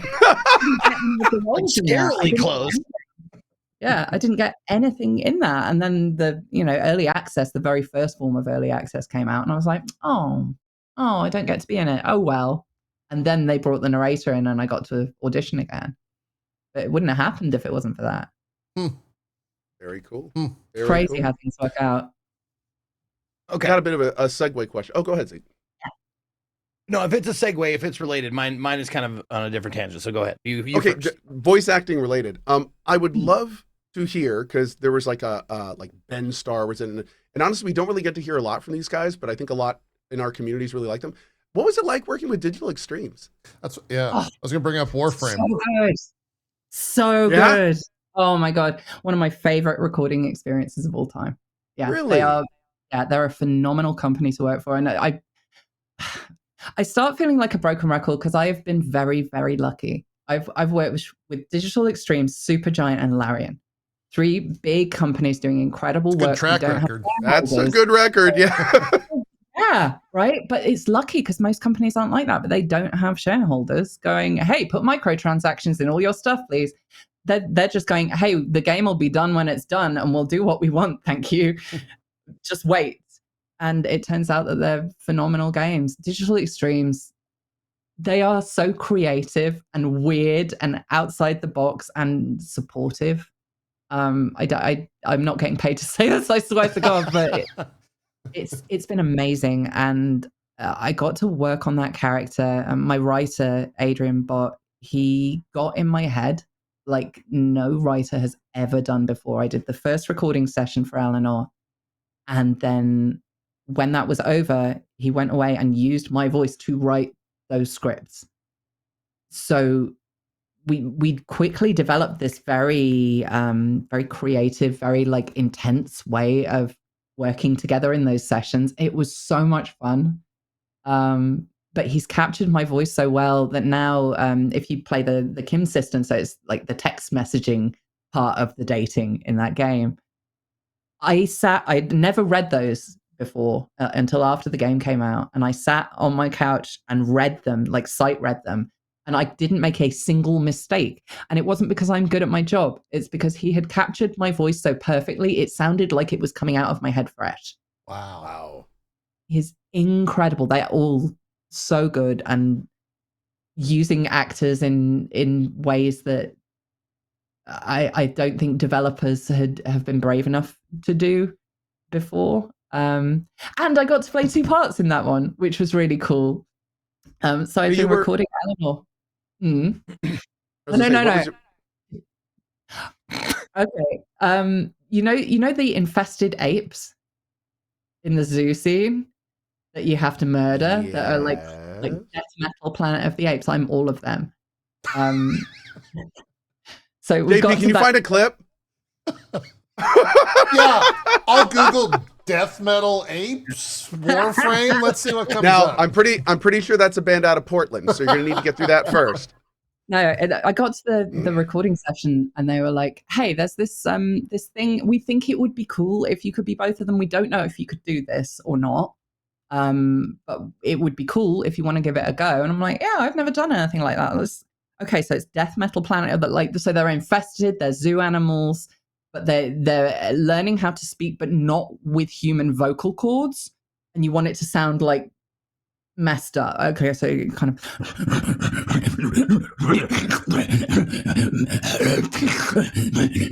like, yeah, that's really fun. I was looking for the clip, but yeah, I'm not doing that anymore. I'd also like to I'd like to give a public thank you to Amelia for my new phone notification. Whenever you get a text. Whenever I get a text, absolutely, that's going to be it right there. Yeah. Thank you. Yeah. No, I think Awesome.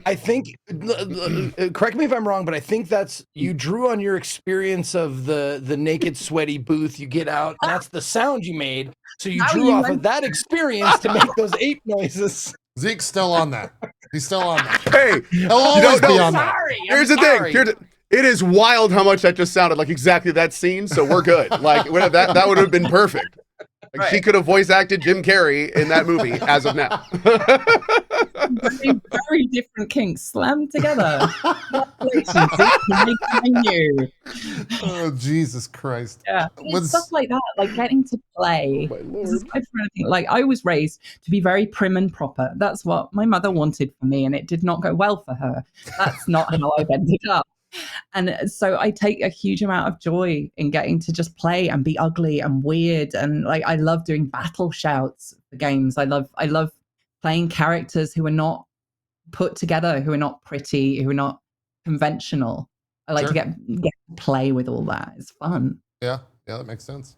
With Warframe, was there like nervousness or trepidation on your part of like entering into an already established IP where it's already out there and like people already have preconceived notions of it? They've already got fan favorites that kind of have it's built essentially, and you're entering into it as a guest. Okay. Baldur's Gate 3, Hades 2. Well, I mean, yeah. Like, I don't think I've been in many Fair. things, but no, and for the worst reason, honestly, I'd never heard of Warframe when I got cast in Warframe, and it's a running joke, right, between the players, that it's the biggest game you've never heard of unless you're a player of Warframe. It's a huge player base of very passionate people, and it's such a cool game. I'd never heard of it personally before I was cast. It's been an eye-opener. Mm-hmm. I'm just really glad that they like my character. Some of them too much. It turns out, well, Zeke, my character has a 12-foot long prehensile tongue, so you do the math. Dude, she must be great with popsicles. The silence is the math, by the way, for podcasting. The silence is the math. He's doing it right now. Yeah. Very cool. Yeah. No, I did have just one. She could get to the center of a Tootsie Pop in a single I'm sorry. Just one. Straight just one. Tootsie Pops. That's right. Just a general question is, what is the hardest thing about voice acting that no one knows about? Unless you're a voice actor. Aside from keeping quiet about stuff. Yeah. I would say, honestly, like the lack of support, the lack of a consistent wage, lack of like a day-to-day routine. There is no day that is the same, and that might sound great, and it is, until you're like, hey, it's been 6 months and I am living in my pajamas now. That's probably not great. Yeah, I think that's the bit that messes with me the most. Sure. That's rough. And also, I think because now mocap, like full performance capture roles, are becoming bigger and bigger, I think a lot of people are under the impression that those roles are harder because they're doing more, right? You know, you have to do the voice, but you're also the body, and it's just not true. It takes a huge amount of skill to sound in a voice booth like you have a full body and you are in an environment that you are moving around, that you are talking to people directly. And that's kind of why it's such a coin flip. If you take an actor from say a movie and put them in a voice booth, you can never tell until they get in there whether they're going to be amazing or horrendous, because you've taken all their toys away. Sure. Whereas if you take an actor from a voice booth and put them in a mocap volume, suddenly you're like, You've given me arms. This is great. I get to see people exactly where they are rather than you describing it to me and me trying to vaguely figure it out. I think a lot of people don't understand how much you're doing and you can't move. Like you've got to stay on axis.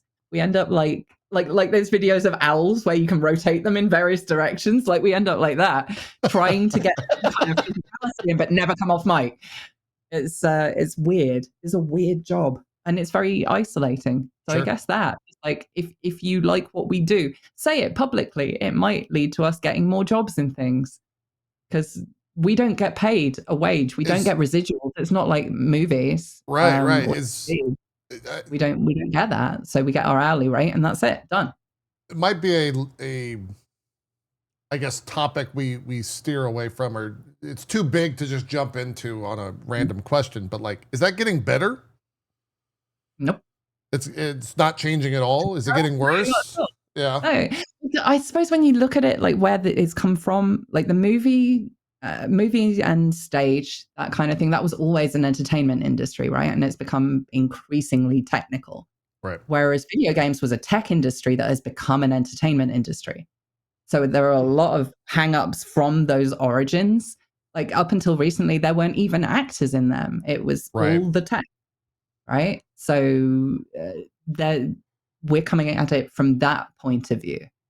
And it makes things interesting when they get as actor focused. But I kind of feel bad because compared to a lot of the devs in games, we get a lot of support. We'd certainly get a lot of recognition. But what they do get is a paycheck, which we don't get. We get our hourly rate. We don't get, holiday pay or sick pay. If I get ill from a convention or something, and if I get ill, I can't work for 2 weeks. If somebody gives me a cold, thanks to whoever gave me a cold at PAX, by the way, love you. Please don't go and see voice actors at conventions if you're sick. I know it may be tempting, but you're literally messing their lives up. Wait. Random tangent. Okay, we'll talk about that later. We'll get back into that. Yeah. I can't remember what we were talking about. We're talking about voice. Sorry, it's totally me. My ADD is apparently only rivaled by yours, and I love it. Okay, great. So you were talking about this because I'm very interested about this. So it sounds like there are some industries where like that payment thing is a problem. Mm-hmm. Some industries have kind of accepted it. This is how it is, and we all just kind of deal with it together. Other industries are trying to band together and change things. How does your industry feel about this? Like, what's your general consensus? I'll just kind of okay with it? No, nobody's okay with it. But I think there are bigger problems in the video games industry than actors right now. I think we need to raise standards for the devs before we look at the actors, because we already get a lot of praise heaped on us. Excuse me. The things for devs are slowly improving. But not nearly as fast as you'd think for an industry that's making that much money. So they're getting there, and it's all iterations, right? You don't tend to make massive sweeping changes like that, especially when there are shareholders and there are like IPs to protect. Like there are a lot of jobs on the line, and I always try to think of it like that. You can hear about these strange rules by some companies, and then when you dig down into why they're there, it's a lot of the time to protect employees that are existing in the company. It's not always like some evil supervillain at the top of it going, wahaha. That would be easier in some ways. Could it be sometimes? Probably. But we can't really do much about that, can we? Yeah. Right. Yeah.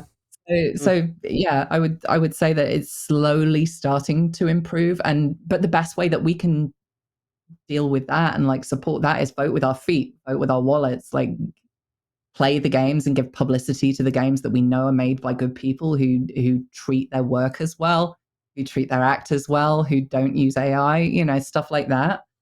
That's what they understand, because if there is an evil supervillain at the top of it, or even if there isn't, one thing they do understand is whether their game is selling. Right. Yeah. They understand the money of it. Yeah. Well, I mean, the good news to that is, I mean, if there's anything the last few years have shown us that gamers in general are sick of AAA slop. Like Concord is a great example. Like we need, there needs to be more soul. There needs to be more and a lot of times soul is like directly opposite of corporation and all that corporate stuff that comes with it. So yeah, hopefully you're are not moving in that mutually direction. exclusive, right? Yeah. And it doesn't have to be They don't have AAA to slop, be. like any slop. I don't want to be spending, I have very little free time and very little money. I don't want to be spending either of those on something that's not unique and interesting and fun, you know?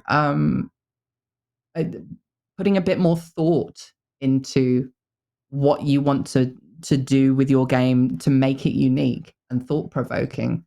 Like, obviously people are they're gonna want to recreate something that's been successful before, but the pattern we're starting to see now is games that are doing something really different, knocking it out of the park. Games made by small teams. This is why I love working with indies, because they're much more willing to take massive risks, which you wouldn't think would be that way around. But I get more intriguing characters a lot of the times through from indies. I get a lot of stuff that probably would have been like cut down in a board meeting for a bigger company, and it makes waves. You look at stuff like Stanley Parable is a great example of that. Like tiny team, and it's changed everything about that genre, and it's still to this day like one of my favorite games. They did something I've never seen before, I haven't seen since. That's what sticks in the memory. True. Yeah.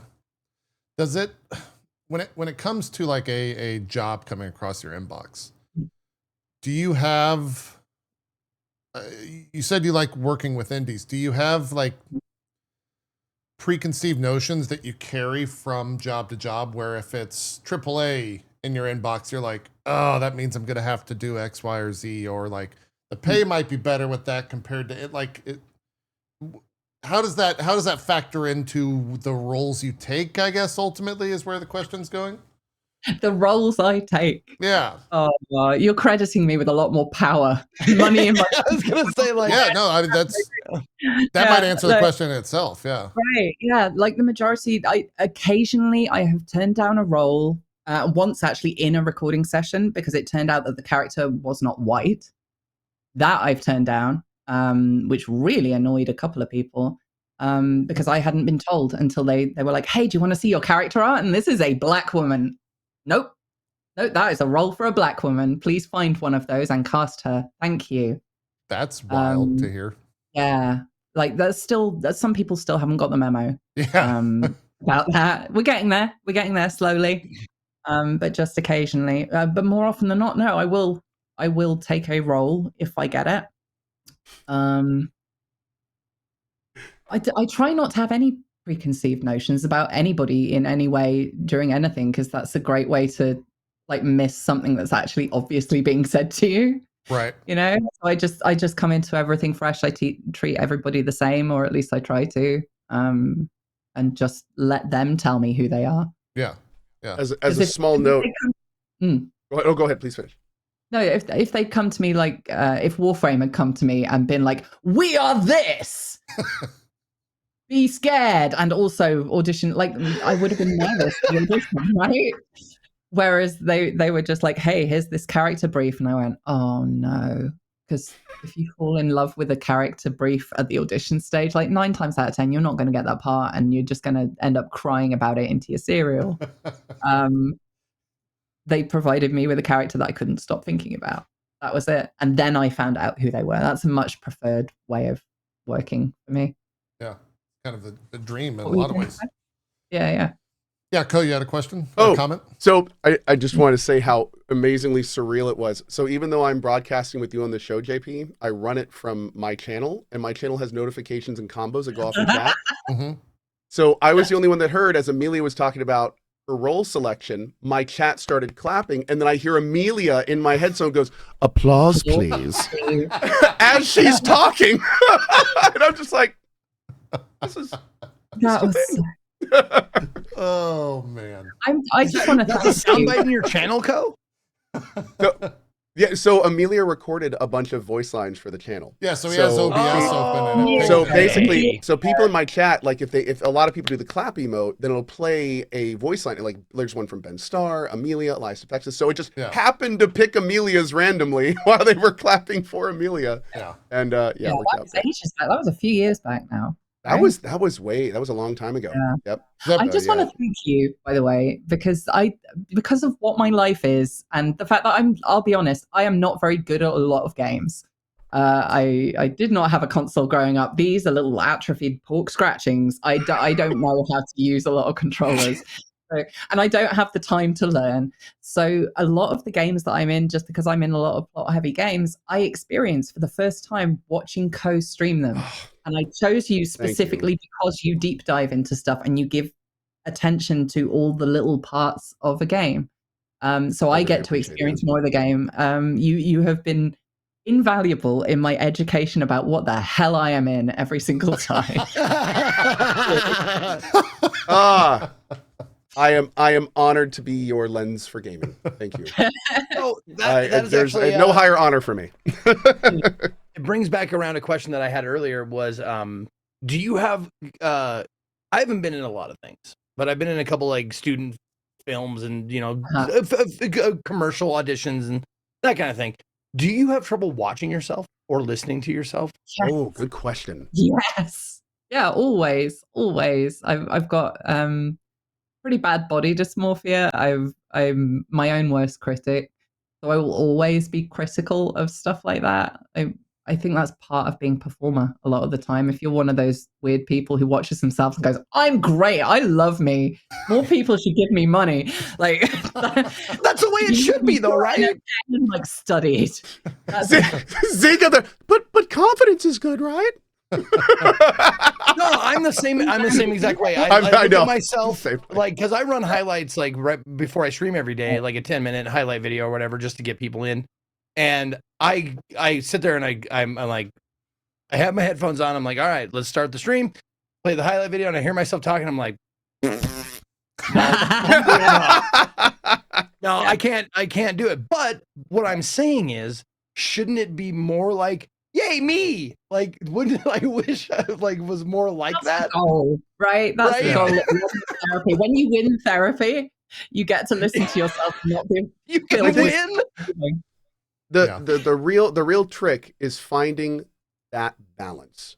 And I think every person goes through a journey. I too find myself unwatchable. In fact, people will link me a clip and be like, "What did you mean here?" And I'm like, "Well, tell me what the clip says." And I'll tell you. I think there's a normal thing about that. But just like Zeke said, like there's this fine line of appreciating and being confident in your product, but also retaining the discerning eye of understanding that it can always be better. And like that's tough. I feel like that's like one of those lifelong things. Those Buddhist principles. I think as well for what you guys do, because it's so in the moment, like you're not performing in any way classically anyway. There's no script, right? It's you. And so it would be very easy to get in your head about that. Like the example that's coming into my head is, those scams where they're trying to get all your money and personal information by like, hey, we have access to your webcam. We've watched what you've been watching. I'm going to send this to everyone you know. Like that's the kind of feel I get when people are like, here is a clip of you streaming. Like, I don't want to watch it. No, I did it, but I don't want to see it. If you enjoy watching that, cool. That's on you. Yeah. Yeah. I think we're all built to be slightly like self-critical and a little self-conscious about it, because when you're in that moment, same as when I'm in a voice booth, I'm not thinking about me. I'm just trying to exist in the moment. And God, isn't it difficult to exist in the moment these days when there is a constant public record of everything you do? Absolutely, yeah. Yes. Yeah. Very cool. Is it? Yeah, no, I'm sorry. I'm putting again. Your response was, this is therapy, but life is not. Yes, no. This is therapy for the three of us. So you're awakening. Like, fuck, she's right. She's right. That's what's going on. She's right about everything. All right. So next on our list, we have your views on politics and religion. All right, go ahead and get started. No, that image of JP out in the middle of the street just staring up at the sky is like getting more and more like likely to happen. Like just oh yeah. Yeah, no, I'm just gonna call my therapist, be like, hey, I'm good. This week we could skip. Maybe next week. I won. You for this week, you go watch this Drop Frame episode, and I'll talk to you about it next week. Yeah, exactly. Oh my God, I'm traumatizing your therapist now. Oh yes. Oh. Yeah. Yep. Okay, can I ask you an unfun question, but one that I do want to ask you? Oh, goody, yes. Yeah, let's see if she's excited. Okay. There is a game that I'm really looking forward to, that I'm loving and that I really enjoy. But in this game, if I point at something or talk to my team or anything, it is all done with AI voice. What would you do in that situation if you loved the game? I would stop playing the game. I think it is no, not at all. I think it is very easy to be an ally or to support something when there is nothing to sacrifice. When there is nothing for you to lose. That's easy. That's not a sacrifice. That's not being an ally. If you stand for something, stand for it. If you don't, that's fine. There's no like judgment there, but know that that's the choice you're making. That's it. Good to know. Wanted to hear it from a voice actor. Yeah. If enough people did it, maybe that would create change. But you're not going to create change by just going, okay, that's fine. Yeah. True. Well, I am in the... Oh, go ahead. No. Finish your thought. I was going to say, I'm in the boat where I'm really looking forward to this game called Arc Raiders. And it's by a big company. And they use a lot of AI voice acting in the game. They also did for the previous game, the finals. So I really want to play this game. I really want to have fun with it. But there's a very good chance that my line might be turning off all human voices in it, outside of those done by other players, and just not turn that on. Does that mean anything to someone like you, or is it like you're still supporting the game? Because they're still doing the thing, right? They're still making the sale. Buying the game. And especially from your point of view, you're still getting them the publicity. They don't really care whether the non-existent actors in their game get publicity or not. What they care about is that more people will see your stream and get the game. Yeah. That will still just promote more AI voice acting. Yep. Well, shit. You could always do the, there's this meal where you eat like an entire bird and you just cover your head, like you hide your shame from God. Maybe that's what you need. Dude, that's 100% true. Like, I've been actually wrestling with this for the last week. Like, because I really want to play this game, but I really love voice actors. So we're talking hypotheticals now. I'm not telling you what to do in any way, shape, or form. You do you. Well, a lot of us love games, but we also want to do things right. So, and a lot of times the games don't make that easy for us. So, you gotta decide what you want to do. The vast majority of the reason why companies are trying to use AI voices is to save them time and money, to not have to worry about consent, because it is a consent issue. And because nobody is stopping them. There is literally no negative kickback for doing it. That's why I kind of see it as my duty to be a little bit brave and kind of go, I'm not cool with that. If you've ever heard an AI copy of an actor's voice, more often than not, that is done without our permission. And I have heard some heinous things being said in my voice. We've spent a large amount of time since BG3 came out shutting down. We talked about that a while back. Yep. Yeah. Yep. Thank you. Back when the AI stuff first came out, it was actually right around the time of BG3, and Amelia's voice was going around Twitch, and it was not pretty in some cases. No, there was some nasty stuff being done. Yeah, it turns out when you give people text to speak, sometimes they read things that are morally, or more importantly, when they put text to speech on public comments coming in. Because at that point, you don't even control a lot of times what's being said, and it's just it gets pretty bad quick. But I think as well that is it's a bigger conversation, right? Because a lot of actors, when they have spoken out about it, if they have chosen to speak out about it, have done that from the point of they took our jobs kind of situation, right? And I think that's easy for people to just be like, you're just about the money, go away.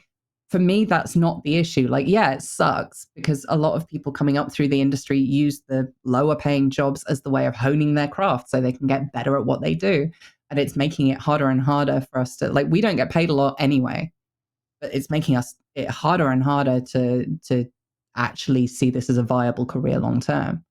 But for me, it's a consent issue Because if somebody casts me in their game, sends me the script, and there is something in there that I don't want to read, I say no, and they don't get to have my voice saying that thing. If you've got an AI copy of somebody's voice that's been done without their permission, you're basically going, do you want to read this? They're going, no. And you're going, well, I'm going to make you do it anyway. There is a word for that, and it's not a good word. Yeah. It sucks. No, That dude, wasn't I, a good question.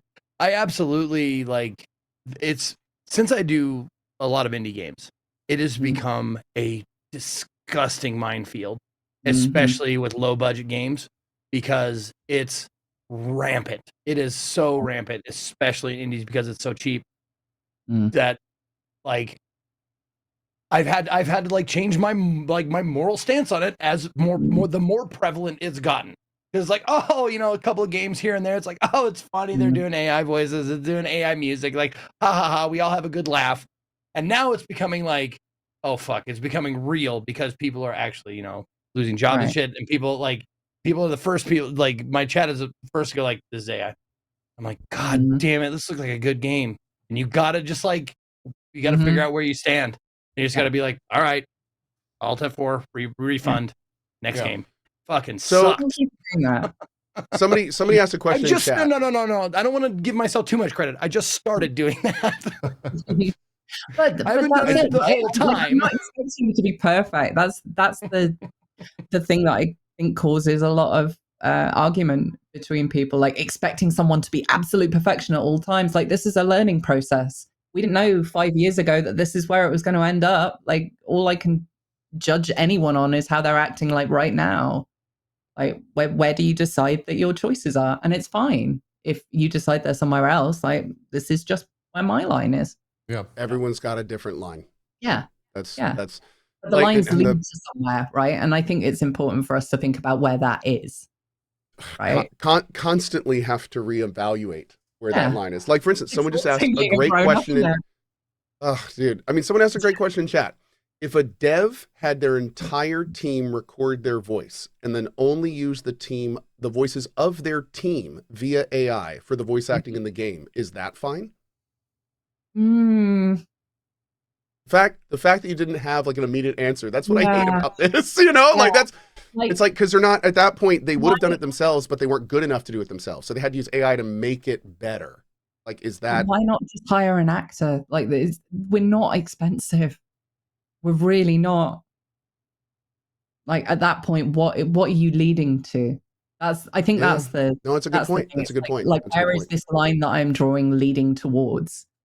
That's kind of. So you're saying you're not expensive, meaning I could hire you to narrate me going to the fridge. What do you think Cameo is, Zeke? Oh, right, Cameo. That's the thing. By the way, real quick, some people in chat are saying Co's trying to support AI here. This is real stuff we have to think about. This is not me supporting AI. These are real situations that are going to happen. And we're talking about like the little foots in the door that are going to happen. What I'm talking about is the foots in the door. So this is stuff like, you got to be aware of this stuff. Yeah, and we've got to have the conversations, right? You can't expect somebody to be in isolation and just make a choice and for it to reflect their values and ideals. You have to have a conversation with people and be open to disagreeing about stuff and maybe ending up with a different line. Having different lines. Absolutely. Yeah, absolutely. Yeah, it's cool. It's not like a battleground. We're not going to war after this conversation. This is just a bunch of people discussing. Dude, it's all war, but no one else. More importantly, it like sometimes it's extremely important to like get info from the trenches, as it were. Like you are exposed to this every day. This is your job. There are few people we've ever had on this channel that know this at the depth you do. Yeah. So like, you know, getting your opinion on this stuff is frankly kind of important for us and everyone that hears this podcast. But I would say I'm luckier than most because I was very lucky that BG3 went the way it did. If it hadn't, and I'll put my cards on the table, I'd be stacking shelves in a supermarket right now. Like that's it. That's the way the industry is going. Because it's hard enough for me to make a living doing this. That's the reason we do conventions, because we don't get residuals the same way film and TV actors get. And we only get paid per hour for the projects that we do. So what funds are like what pays for our electricity bill when we're not working on a project? That is so that is so wild that you just said that, because I don't know if you remembered earlier when I kind of laughed loudly when you were like, I get sick going to conventions. And I was like, oh my God, and then we just moved on. What I was laughing at is, then why would you ever go to conventions? Yeah. Like when it could ruin your job. Like what if you're in the middle of an important role or have an important audition? Like how could you possibly risk that? And you just covered why. Because your industry doesn't support you enough and you have to expose yourself to those risks at your own risks. I don't think it's even a lack of support. It's just the way the industry works. Yeah, I have made more from conventions than I have done from 99% of the video games I've ever voiced, because that's just how it is. It's okay. I would have assumed a high number there, but not that high. Well, all that low. Yeah. Like flip it. I say we're not expensive. Yeah. We're not. And this is not news. Like I think a lot of the actors in LA a few years back, there was a big like news article going on about it, and people like at the top end of their industry saying like, this is not a tenable career. If it wasn't for commercial voice work, we would not be able to do this. So at that point, you start seeing why we take it a little more personally when people are like, hey, I'm going to make a copy of your voice. Yeah. You're already having to go to these conventions to make your ends meet. And now they're taking even more. Yeah. And what's even wild is to think of that ratio and to think of how many people hear your work through playing these games. How many people are exposed to it. And then that's a little unfortunate. But with a logo, right, for the game, with a very public face these days of a much greater team. It can't just be about us. It has to be about the health of that team as a whole and our place within it. Yeah, I mean, but you're a part of that team, right? Like you should include yourself. No, I think you should include yourself in that team. Do you consider, just completely off topic, and this for anyone reading this is not incendiary. Do you consider yourself a game dev? No. In game dev? No, you don't. I'm in game dev. I am not a game dev. Because for me, it's a technical ability, whether that's technical art-wise or technical. Like for me, I'm like a visiting freelancer, I guess. And the attitudes within the company vary depending on the company as to how they treat. Like a lot of the time we get treated like the cleaners. Like we come in at the end of the day and like put a few hours work in, put the cherry on the top of the sundae and leave. And they're like, okay, bye-bye. Whereas some of them, like Digital Extremes, will make us more part of that process and be like, oh, hey, you could come to this thing and do this, or you could come and, that they make us more a part of the company as a whole. Like I feel more part of that company. I feel more part of Larian. I feel more part of Supergiant than I have with the majority of the other companies that I've worked for, just because of how they choose to use actors. Yeah, makes a lot of sense.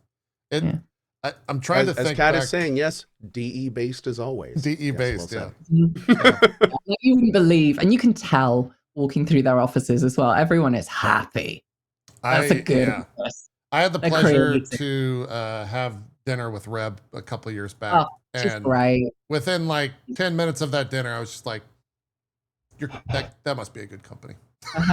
Yeah, Reb is another one that makes everybody look bad because. What a bad first time I ever met Rev as well. It was the launch party for Warframe 1999, and they'd invited us all to LA. It was right before the Game Awards, and they'd hired out this amazing like rooftop balcony thing for us to have the press launch party thing. There was like food laid out on tables, the likes of which I had never seen before. It was like art. That's just Canadian food that's fucked up there. Crazy. And then I met the rest of the cast for the first time. We were all like sitting around a table like, oh, we were in a game together. It was all very exciting. And then we met Reb, and Reb's like, hey, nice to meet you. Okay, I've got to go and do a thing. I'll come back and chat. And then she walked 2 steps, picked up a bass guitar, walked to the front of this balcony, and launched into the soundtrack from Warframe 1999 because it is her band. Yeah, plays that soundtrack. Yep, I saw that performance. TIL Reb's in a band. Oh yeah, no, you can watch the performance. She's crazy. Oh man. Wow. Tenacon, the Warframe convention. So I was lucky enough to be part of that this year, and they did a full rock concert in a stadium as part of that. And it was the most badass thing I've ever seen. There were pyrotechnics, and they filmed it. It's been put on YouTube. So if you haven't seen it and you would like to, you can just search for that on YouTube. Yeah. The Tenno concert, I think they called it. She kills it too. Concert. Yeah. Oh, that's perfect. They are phenomenal. But it's that level of creativity and excitement, and also you can kind of tell like the band was, hey, if we've done the music for this thing, can we like put a concert on as part of this? It'd be quite big. Can we have pyrotechnics? And like every step of it just got more and more badass. It was great. Yeah. I have no idea, but I would assume that probably spawned from Reb doing exactly your thought process just now, being like, oh yeah, we can do, yep, fire, yep. I couldn't tell you where it came from, but what I do know is that they have a very like what if attitude that I've noticed. Like I've only met them a few times, but there's that very like, hey, that'd be cool. Ooh, what if we like? There's lots of weird stuff that comes up in conversations when you feel free enough to just throw random ideas at the wall because the people playing the game would enjoy it. Right. Yeah, I mean, I would say that kind of follows a trend amongst the companies that you've spoken about thus far in the show with Larian and then Supergiant and then DE. They kind of all do that in some degree. And how they approach devs. Those are by far the best people to work with. Like whether you're working with them in a professional sense or if you're like at a tabletop game with people like that, like the what if people are the best fucking people. Man. Yeah. I love those people. Yeah. Well, should we talk about video games? We have 30 minutes left. On this video game podcast, we haven't really talked about any specific video games that we've been playing. Well, I guess we talked about Hades 2. I've been playing that. Yeah. Hades 2. Finally got to Chronos for the first time. Yep. Congrats. Awesome. Yep. Got my ass kicked, but I got there. That's all part Hell of yeah. it. Yeah. This really dropped into it. Well done, Malinois. She sounded like, and the thing is, oh my god! I thought that was a clip. I was like, so mote it be. So mote it be. Yes. Oh my god. Now get on with it, Zeke. Death to Chronos. Can we just do this for the rest of the show? That's like Amelia, we could never. I'm sorry, we can never be friends because I would just be like, "Hey, do that voice. Hey, do the voice. Do the thing. Do the thing." Hey, do I have the authority to open this fridge? I'd be that asshole, just like, "Hey, I'm like Zeke just said, I'm gonna go make a sandwich. You want to narrate me?"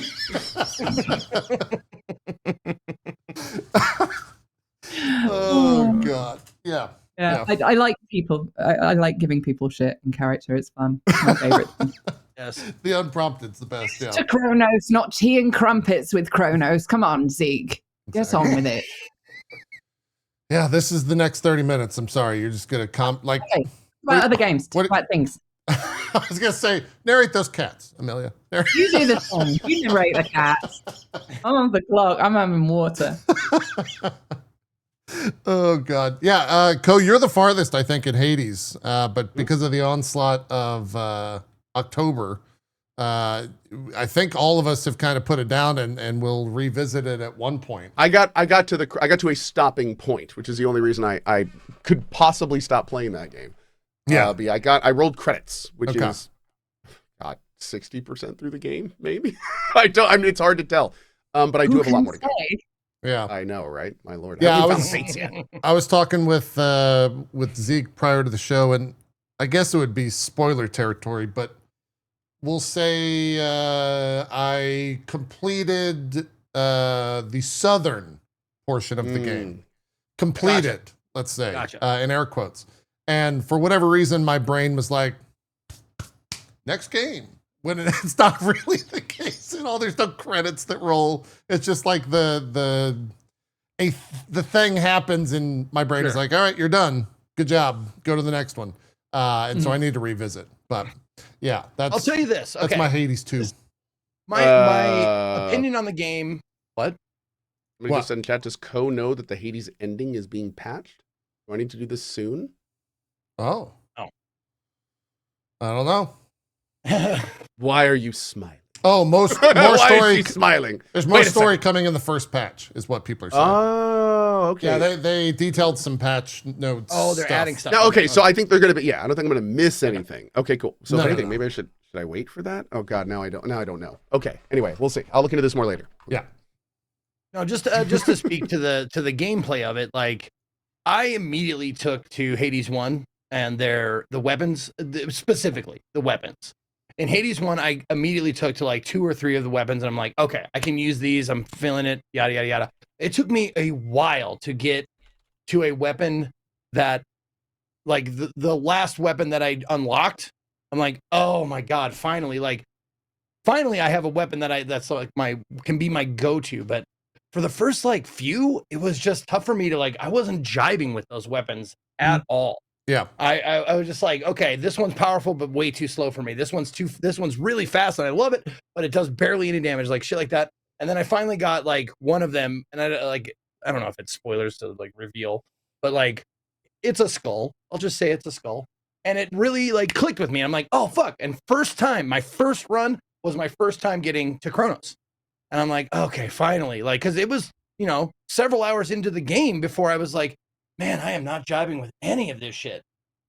So like, and then it was revealed to me like, there's more later, and you might jive with other stuff. And I'm like, oh, okay. Like Katie, actually, who has 200 hours in it, I think.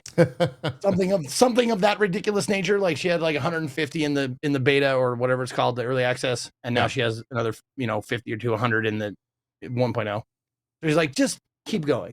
You'll be fine. I'm like, okay. So I just wanted to impart that, like, if you're not feeling it, neither was I at the beginning. Yeah. The story and obviously the voice acting is phenomenal. It's okay. The voice acting's okay. It's fine. No. And I love tell me it's a nod. Like one of the characters is a nod to Nick Cage. It has to be, right? I was just about to say Narcissus. Are you serious? It has to be, right? Oh my God, you're right. I never realized that. Dude, this is what we've always said. Narcissus is literally the embodiment. If you were to take Jake Peralta from Brooklyn Nine-Nine and Nicolas Cage and jam them together, you would have Narcissus. And it is one of the most amazing performances. Every time I've literally gone to his part of the game, not because I need a single thing from him, just because I've wanted to hear his voice lines. And for the record, like earlier you said something else. It's Darren Korb also voice directed. Yeah. So he did voice direction, all the music, and like 3+ of the major characters voice acted. Jesus. Doesn't it just make you want to? Jesus. Wow. Many hats. One of them. One of those talented people. Yeah. Rude. What a jerk. We call him a game dev savant. What a jerk. My Lord. That's like 4 independent roles like that you could do in game dev, just scrunched into one person, all doing them amazingly. Like in some cases better than you'd expect from a single person. Like that's insane. Oh my Lord. Wow. And he's a nice person. Ugh. Oh, what a fucking piece of shit. He has to be an asshole. He has to be. What and he has to be totally self-obsessed and think everyone is lesser than him. Next thing you're gonna say he's self-deprecating too. No. Don't say it. Couldn't possibly say that. I hate that guy. Jesus Christ, he is, isn't he? Some people just have it all, man. I'm gonna ban him. Damn it. I'm gonna ban him from the show. I'm gonna talk to the people that run the show, and we're gonna ban him. I swear to God, if I Google him right now and he's hot, I'm gonna riot. All right, hold on. Okay, he looks pretty good. He's all right. Damn, dude, he really. Jesus. Oh, I'm actually angry now. All right. It happens. Yeah, Hades 2. It's good. And apparently, they are patching it. So there's more content. Did Coach just ask if the guy that plays Narcissus is self-deprecating? It's probably just because he looks so good. Very accurate. Very accurate. Man, what else has been? I mean, this past week we had Outer Worlds 2, which I still call Outer Wilds 2 every fucking time and get it wrong, but it's Outer Worlds. Yeah. That you want to talk about good voice acting and good writing? Oh my god. That is out. Yeah. Oh my god. I'm curious for you, jumping into that world. You played the first one, so I think you had a different experience for me. But for me, jumping into the Outer Worlds 2 was like getting hit with a book in terms of all of the lore, as it were. Yep.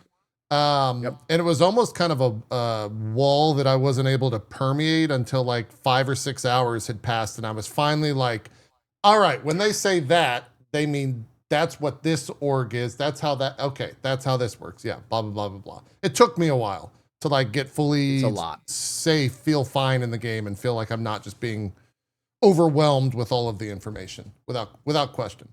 Then it's also, I'm playing on the hardest difficulty, so it's fucking ridiculously hard. Yes. One trick, by the way, little quick difficulty segue. One thing this game does extensively is weaknesses. So like, for instance, I went up against a robot enemy today. My best gun was hitting it for 0 damage. Yeah. But then a pistol I hadn't been using most of the game, but just happened to be the right damage type, killed it in 6 hits. Oh, okay. So like it's I am learning how important that is to do all that. But no, you're absolutely right. Like this, I think one of the big complaints that I personally had, and that some people felt the same way, with Outer Worlds 1 was that it was very safe. It wasn't very deep. The characters were funny, but you could tell that they were there to elicit emotions and convey funny material. They weren't very immersive. They didn't feel like their own people. They didn't feel like, you didn't feel like you were talking to a person. You felt like you were talking to a caricature. And that's something they have just completely reversed in Outer Worlds 2. Now everyone feels like they're in that world. They have their own cares. They don't just say things to move the story or side quest forward. You can get entire checks for lore only. So like if you read a random document in the world, when you talk to the guy that wrote that document, you can then say a special thing to him that will give you no quest progress, no reward of any kind, just more information on that character or more information about their motivations or their world. On top of that, cool. Dude, the voice acting in this is phenomenal.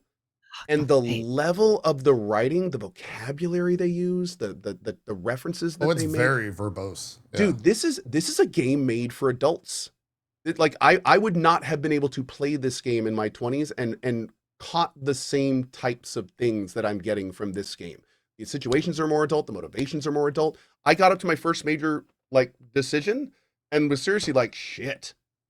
Like, they both have good points and they both kind of suck. Yeah. Oh, you know, like there is no good bad guy, good guy. Like, I walked away from that decision and was like, I don't know. I got to go see what the world's about first. Exactly. Yes. And it's so much better to feel that way in games where it's like, I don't know which one. And funny enough, it's interesting you say that, JP, because I kind of kept going. I got to a certain part about a certain side. Yeah. And I was just like, I can never support this. Oh, in yeah. any way. And I am now anti them. But without seeing that, like, you know, without being able to like immerse myself in the world and really like do that discovery, it didn't feel in any way like I was being led down a path. And that's the best part. Like both the characters that present their sides do it from their own I'm the hero perspective. Yeah. So like you're so used to like one guy being you could do it my way, twirl mustache and everyone will be fine. And then the other, well, you could do it my way and we'll save the you know, it's none of that. They're both like trying to convince you to do their side. And that makes for such a more interesting game. Absolutely. And and that's kind of how I felt the whole time. The writing and the way these characters function, including the new depth of pretty much every mechanic and the streamlining of many mechanics, has made Outer Worlds 2 so far in my time playing it one of my favorite games this year. It took me a while. It was a slow burn, but I'm definitely on board with like I think 11 or so hours played. My playthrough is very. Dude, I heard the perk you got. You picked up the perk. Okay, I know. You picked I'm up playing the perk. a content playthrough. It's that's what I was about to say. I'm playing. Can you tell us about that perk? Yes, the klepto one. So I start the way that I actually. Funny enough, there's one right on screen that was well timed, and I did not mean that. Yeah, perfect. As you can see there, most players have the ability to hold escape if they don't want this flaw. But I took a flaw where you have to accept every flaw. And the game says, don't do this on your first playthrough because it will heavily impact your playthrough. And I was like, sure will. And so I hit accept. And so I think right now in the game I have 8 flaws that all have like varying things. Oh my God. Impacting the game. They do benefit, but like some of them completely change the way you play the game in some cases. Yeah, well, completely. they do 100%. Like when I walk into a building in a town and there's items laying about, there's a flaw called kleptomania, and it steals things that are in your reach, but you sell things for more money.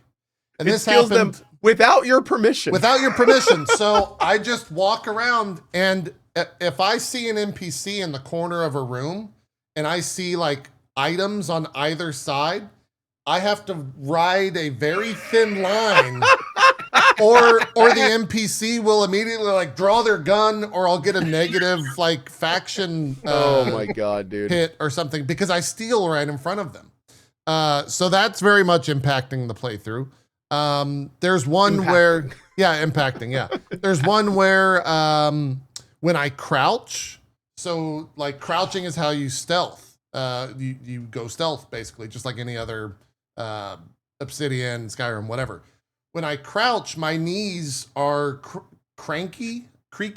They go, and it alerts everyone within a 10 meter radius. So I like lose the initial stealth, so I have to stealth prior to finding people. Because your knees are bad. Because my knees are bad. Because I've constantly in the game done this and just gone up and down. Hold on, here is exactly. Here is the best part about this system that I'm not sure if JP mentioned. Flaws only happen. They don't happen randomly. Right, yes. Yeah. Flaws happen once you've done a certain thing in the game enough times. Yeah. So it's like if you reload a bunch of times, you might get a perk where it's like, cool, your magazine size is 50% larger. That's what larger. This is. Yeah. But if you let your gun go all the way out to 0, oh, is that the one on the? That's over-prepared. Yeah. That's it. That's over-prepared. So like most of the time, you can kind of like tailor the flaws to your playthrough. Not do the bad ones. I can't believe you took the one that accepts every flaw. Well, there's a huge warning on it. There's a very large warning. Don't take this on your first playthrough. Press the red button, don't do it. Yeah, there's one. So I know about a bunch of flaws now that I'm purposefully playing in a way that I don't get the prompt to see them. Oh, wow. One of them is if you skip dialogue too much, the game will just automatically, the game will give you a timer in dialogue. And then if you don't pick something by the end of that timer being in the selection process, it'll automatically choose something. And so that was just like benefit. Wait, what's the benefit to that one? I think maybe there's like I don't actually know, but I think it's maybe reputation based or something. Oh my God. There's one, and this one I only know about because of TikTok. If you stare at the sun too long, I heard about this. It'll actually mess with the game's graphics to where everything is like much more vibrant and you can't see as well. It's like HDR. It's like turning on HDR. It's like turning HDR. I love it. There's a lot of those. There's a ton of them. And I guess going to be accepting every single one eventually because that's what that's what I chose. Here's the thing. There's over I think there's like close to 90 of these things. Yeah. Your playthrough by the end of the game be chaotic as hell. Oh man. My God, dude. Yeah. Like it's gonna be insane. If you finish the game, I'll be impressed. I'm not kidding. Well, dude, they're a table somewhere. Yeah, I have one that lowers my max health by 25%. I took that one. I've had one that I have denied that was another 40% lower. Like you're just gonna have like I might have that one going to the last. Oh, dude. I got to like the first big boss fight in the game, we'll say, and I was playing on the hardest difficulty. And after about 20 minutes of loading into the fight in like within 2 or 3 seconds dying, no matter what I did, I was like, I can't. I have to put this on like a lower difficulty, or I'm gonna have to reload the save and come back when I'm like when I finish the island or something like that. because it was just too difficult. I was just dying way too fast because I had like minus 60% HP or some shit, and like because of this, if I use an entire magazine on someone, I would do 40% less damage. So I would have to like watch the magazine. So when there's one bullet left, I would have to reload it. And I couldn't like duck because then everyone in the room would know where I'm at because my knees creak. Like, it's an absurd way to play the game. But the fact that it's there is pretty awesome. Like I haven't experienced a game that has those type of negative flaws built into the game. A lot of times people will put like, self-imposed rules on their playthroughs. This game just built it in. And we're going to have, I think, the game director next week on the show. I'm so curious to know like how they did that. If that was done through QA being like, wouldn't it be awesome if when you ducked your knees made noise or something? Like, I don't know. I don't know how they did that. It's a very cool mechanical system. I can just imagine the guy designing perks is sitting there like trying to think of his next one, and the director comes by and is like, let me crouch down and crack. Oh, I'll see what you're working on. And the guy's just like, interesting. They called up their grandpa and like they were like, all right, what bothers you right now? Yeah. Well, my back hurts from this. My eyes suck because I stared at the sun. Like my knees suck because I'm old. Everything. Yeah. Everything's bad. Yeah. Everything's bad. So we will definitely talk about Outer Worlds 2 more next week. I do want to give a mention, and Amelia, I'm curious for you if you've played or have had folks talk about this kind of within your general space, but Dispatch came out this past week. Yes.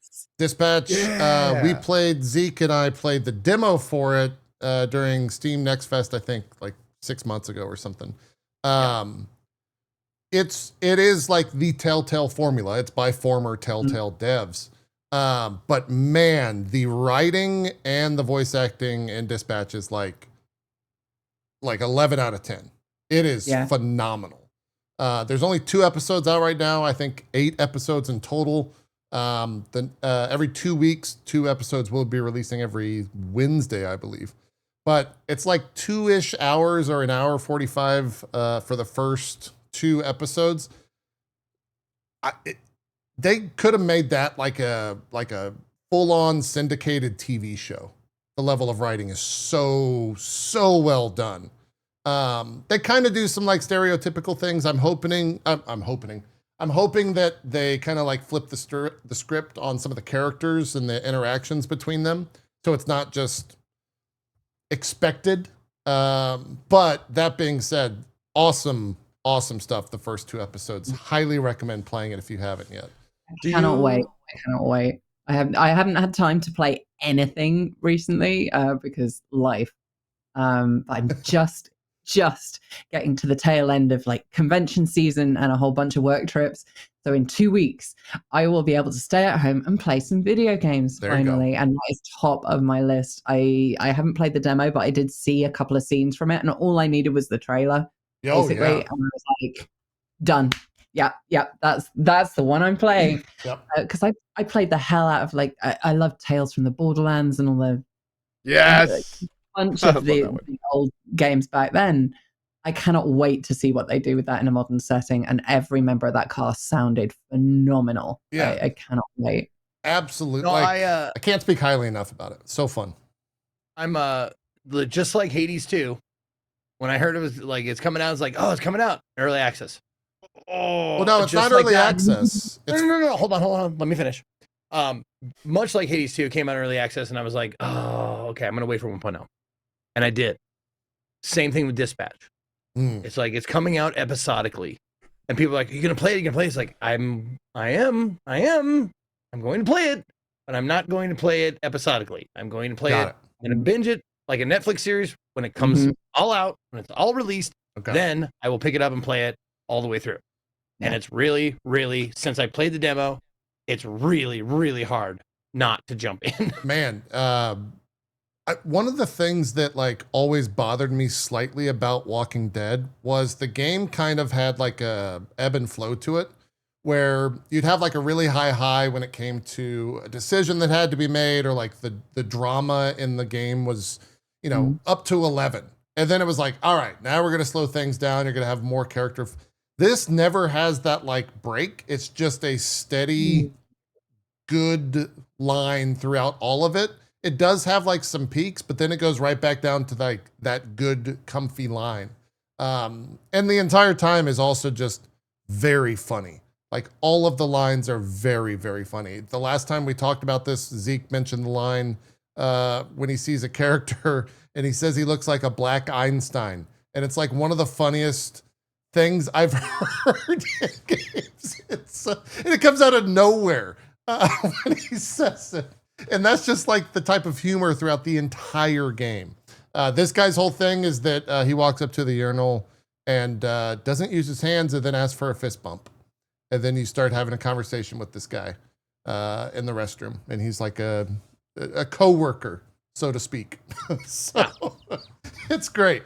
It's great. The entire game is just filled with funny things. And it makes it even harder for me not to play because the mechanics are kind of like another game I really enjoyed. This is The Police. Yes. Like I loved that game. And I played all the way through, I think 1 and 2, if I'm not mistaken. But like, yeah, it's just I'm champing at the bit, man. I'm waiting. I'm really excited for the full release, and goddamn, it's good. What's the reason they do this? What's the reason they do this episodic bullshit? So they actually came out and said they want people to talk about it. They want people to have those, like, you know, coffee. Here we are. Water. What is it? The water cooler. Yes. Hey, you see such and such. Would you say then that the way that it's structured with less of an ebb and flow will make it easier for people to pick up? Because that was the thing that has always made it difficult for me to play episodic games episodically. That I want to feel that the flow of the game naturally. Because if I take a big break in between chapters, I lose the rhythm of it. This is why I have so many playthroughs of Skyrim. I think what the plot was. I think I would be better equipped to answer that question once I've like seen or played episode 3 and 4, just to see like if that keeps up. Because episode 1 and 2 definitely felt like they were refined to be that, and so if they keep that up, then yes would be the answer. But if not, then no. It really just depends on, I guess, how it goes. Because like they do the classic thing, just like in TV, where there's like a last minute dramatic stinger thing, where it leaves you like, it leaves you like, fuck, I want to play the next one. And so there's that. I don't know if that's going to be the same when you can automatically just hit next and go to the next smug one. End of Netflix episode. Like, haha, you thought I had to wait. Yeah. It might be a little bit different of an experience for sure. But I think it'll still be a positive one. Someone was asking if choices matter. Absolutely. You get straight up different experiences. Without saying which one, there is a, let's say an altercation, and depending on your choice, it alters a character in terms of if they act one way or another because of a physical disfigurement. So you cut someone's arm off? Like, what is happening here? It sounds much more dire than what it is, but yeah, there's like things like that where it makes lasting moments on the character moving forward. Someone that you interact with quite frequently. The other thing too, which is really wild, is there's a lot of voice actors in this. And this is Moist Criticals and Jacksepticeye's, I think, like big break game. I don't know how else you would say it. They're very good in this. Like, are they voice characters? Yeah, and very prominent characters, not just like one-off characters. Cool. They are like part of your superhero team. Yeah, dude. And they're like quintessentially themselves, but also very much their characters. It must have been like great direction to be able to balance that, I guess. But but they do a great job. I think there's also like Young Gravy, if you know who that is in the game. He plays a giant golem that is very like somber and stuff. That Sonar right there is Moist Critical. Is his dad Gravy or old Gravy? I don't know. Never asked him. Asking the good questions, Erko. Yeah. Oh yeah, stuff, man. Alana Pierce is in this as well. And then, you know, all of the voice actors that you would expect to be in here are in here, make cameos. I want to ask the question, Amelia, are you somewhere in this game? Can you come? No, I am not. Okay, all right. you like put my name forward, give him a shout. It's like you don't play like a super villain or something. God, I wish. If they make DLC, she's like, did you see the mutated monkey death metal guys outside of the park? Yeah. This is I don't know where this was recorded. I'm assuming it's an LA based thing, but no. Yeah, it's Ad Hoc Studios. I think this is their first game. It's like former Telltale devs and Critical Role's all over this. Like even in the intro to the game. Yeah, it says like Critical Role, so they got big mention there. But yeah, I'm fully. Is Mercer in this? You know, I don't. Yeah, okay. Chat says kind of yes. a weird time to say this. I have like he used to be everywhere, and I like haven't seen him for a while. Yeah, it's been a little weird. No, you're right. Like, he used to be everywhere, and now he's just not. He isn't this? Oh, he's still around. Well, no, I mean, it's of course he is. I think he's doing other things. I wonder if he's got like some giant project he's been working on or something. Like it's freaking Matt Mercer, but like I miss hearing his voice everywhere. Yeah. He's like the main villain. Okay. Oh, that's good then, because I didn't realize that. The reason I probably didn't realize it was Mercer, and this is a total streamer thing.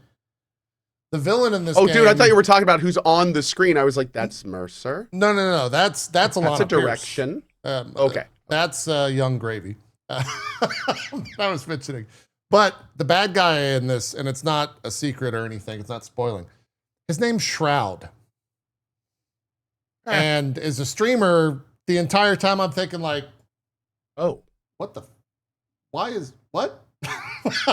I can't break my, because we have there's a very large streamer that we're all friends with named Shroud, and it's just like it's brain breaking for me to get when your past game that. is full of streamers, it's a little strange to name one of your characters after one of the biggest streamers. Yeah, that's just a little weird. I'm not gonna lie, I'm with you. That's a little weird, especially considering there's so many other casters in the project. And like, now Mercer is voicing him, so that's even strange. Like that seems like a Shroud move. Like I make so much money, I'm gonna get Matthew Mercer to voice me. Maybe he was him all along. He's going to do like a Scooby-Doo. Oh yeah.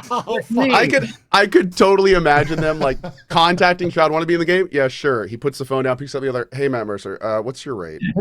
Yeah. I've got Arc Raiders. I need something like let's. Yeah. And then I should also mention the two characters that are on screen right now, and he's the guy in the blue is the main character. Is Jesse from Breaking Bad, whose name escapes me at the moment. Aaron Paul, and then the other character who's about to pop up right there. That's Jeffrey Wright, who is they're both phenomenal.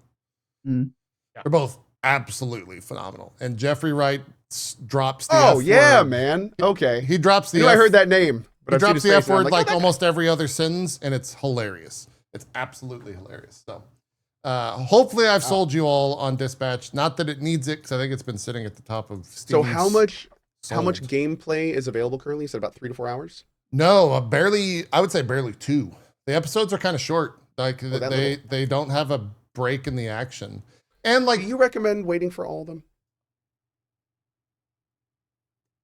It depends on, for me, no, because it works fine for my schedule. I think it depends on the person though.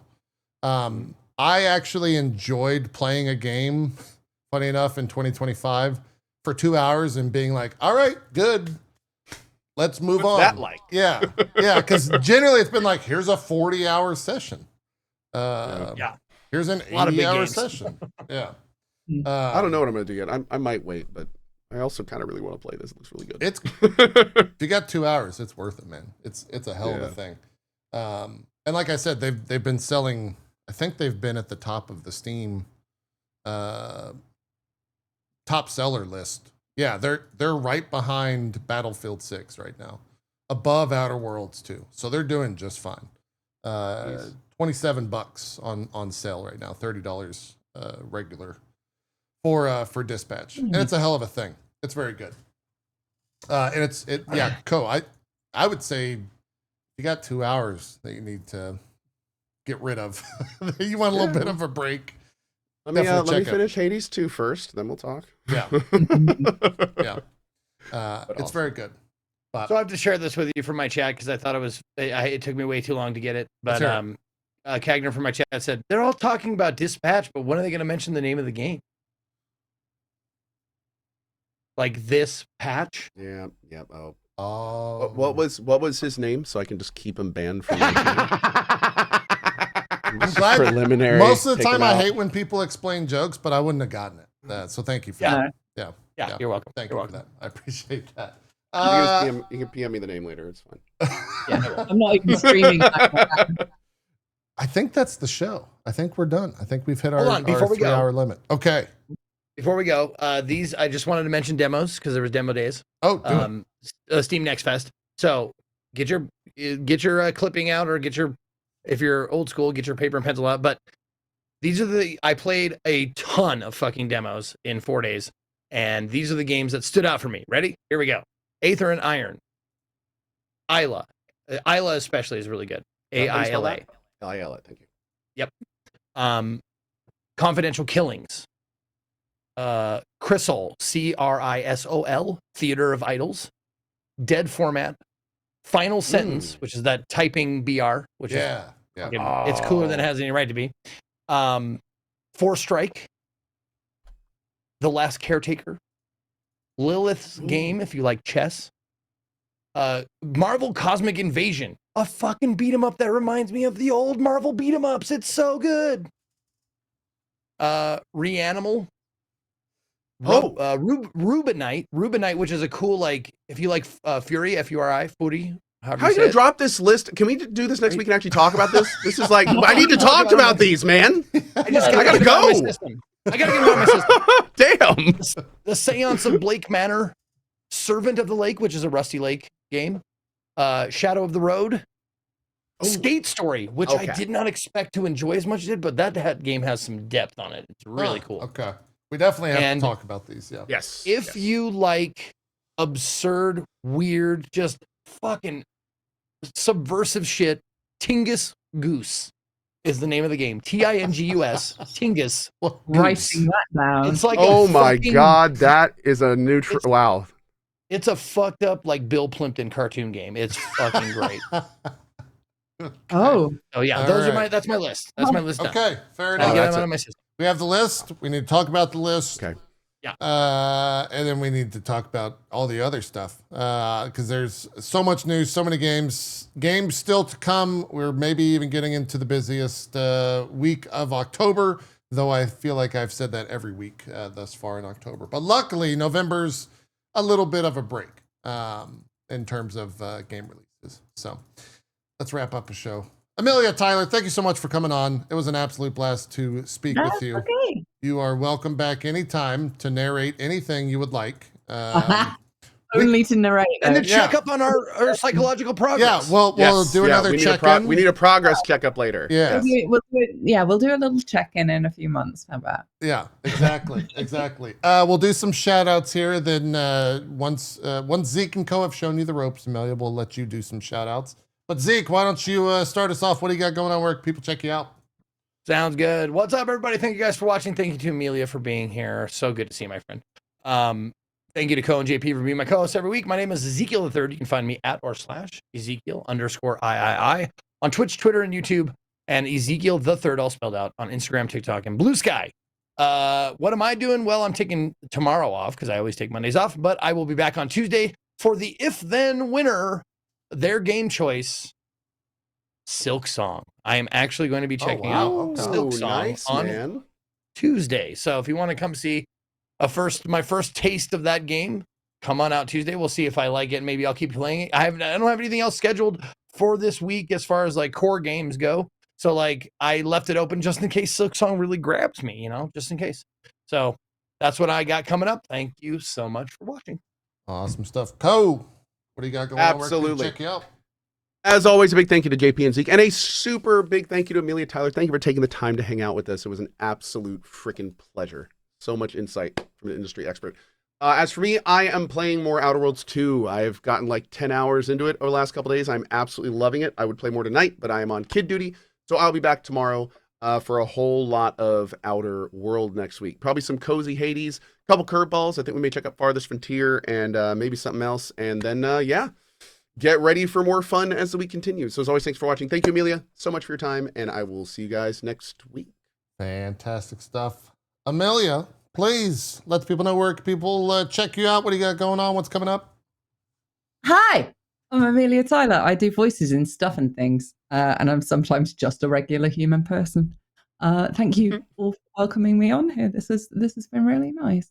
Where can you find me? You can find me on all the things. I'm either Amelia Tyler or the Amelia Tyler, depending on whether I've managed to get my own name early enough or not. But you can find, just Google me. That's a weird thing to say, isn't it? Where else can you see me? Oh, if you're in the UK, I'm going to be appearing at To the Moon Games Expo in Birmingham at the NEC next month. Yeah, 12th and 13th of November. So come and say hi. I may be doing a weird, let's say, improv thing as part of that. So that's all. I'm going to leave it mysterious. Come say hi. And otherwise, I'll be around. You can see me in Hades 2. I'm going to be in an indie game called Nighthawks, playing the most dreadful vampire.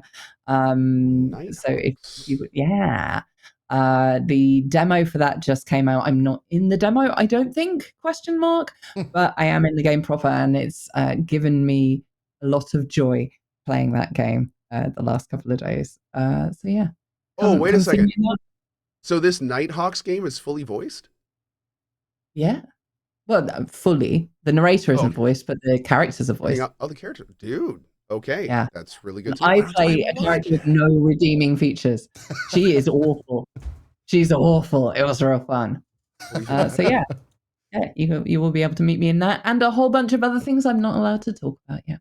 There you go. Well, so mote it be. There you go. So mote it be. Yeah, and remember, if you're sick, don't fucking go to her thing in November. Don't fucking show up.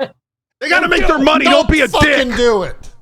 If you give me COVID, so help me God. Oh, God. All right, that's it, everyone. Thanks so much. We'll be back next week. We got another show. Like I said, the game director of Outer Wilds 2 is going to be coming on. Awesome. And then after that, I think Edmund McMillan is going to be coming on. A Binding of Isaac. Yeah, and now Eugenics. Eugenics, yes. So those. Sorry, did I say Outer Wilds? I meant it's okay. Worlds. We all knew. It's fine. I'm going to do that 1,000 times next week. So make sure to. You're probably going to do it when you introduce him next week, and it's going to be real awkward. Yep, that's the plan. Because we learned full circle. I do bad introductions. I'm just not good at them. How we get better. We'll see. His outros aren't much better. Here, watch.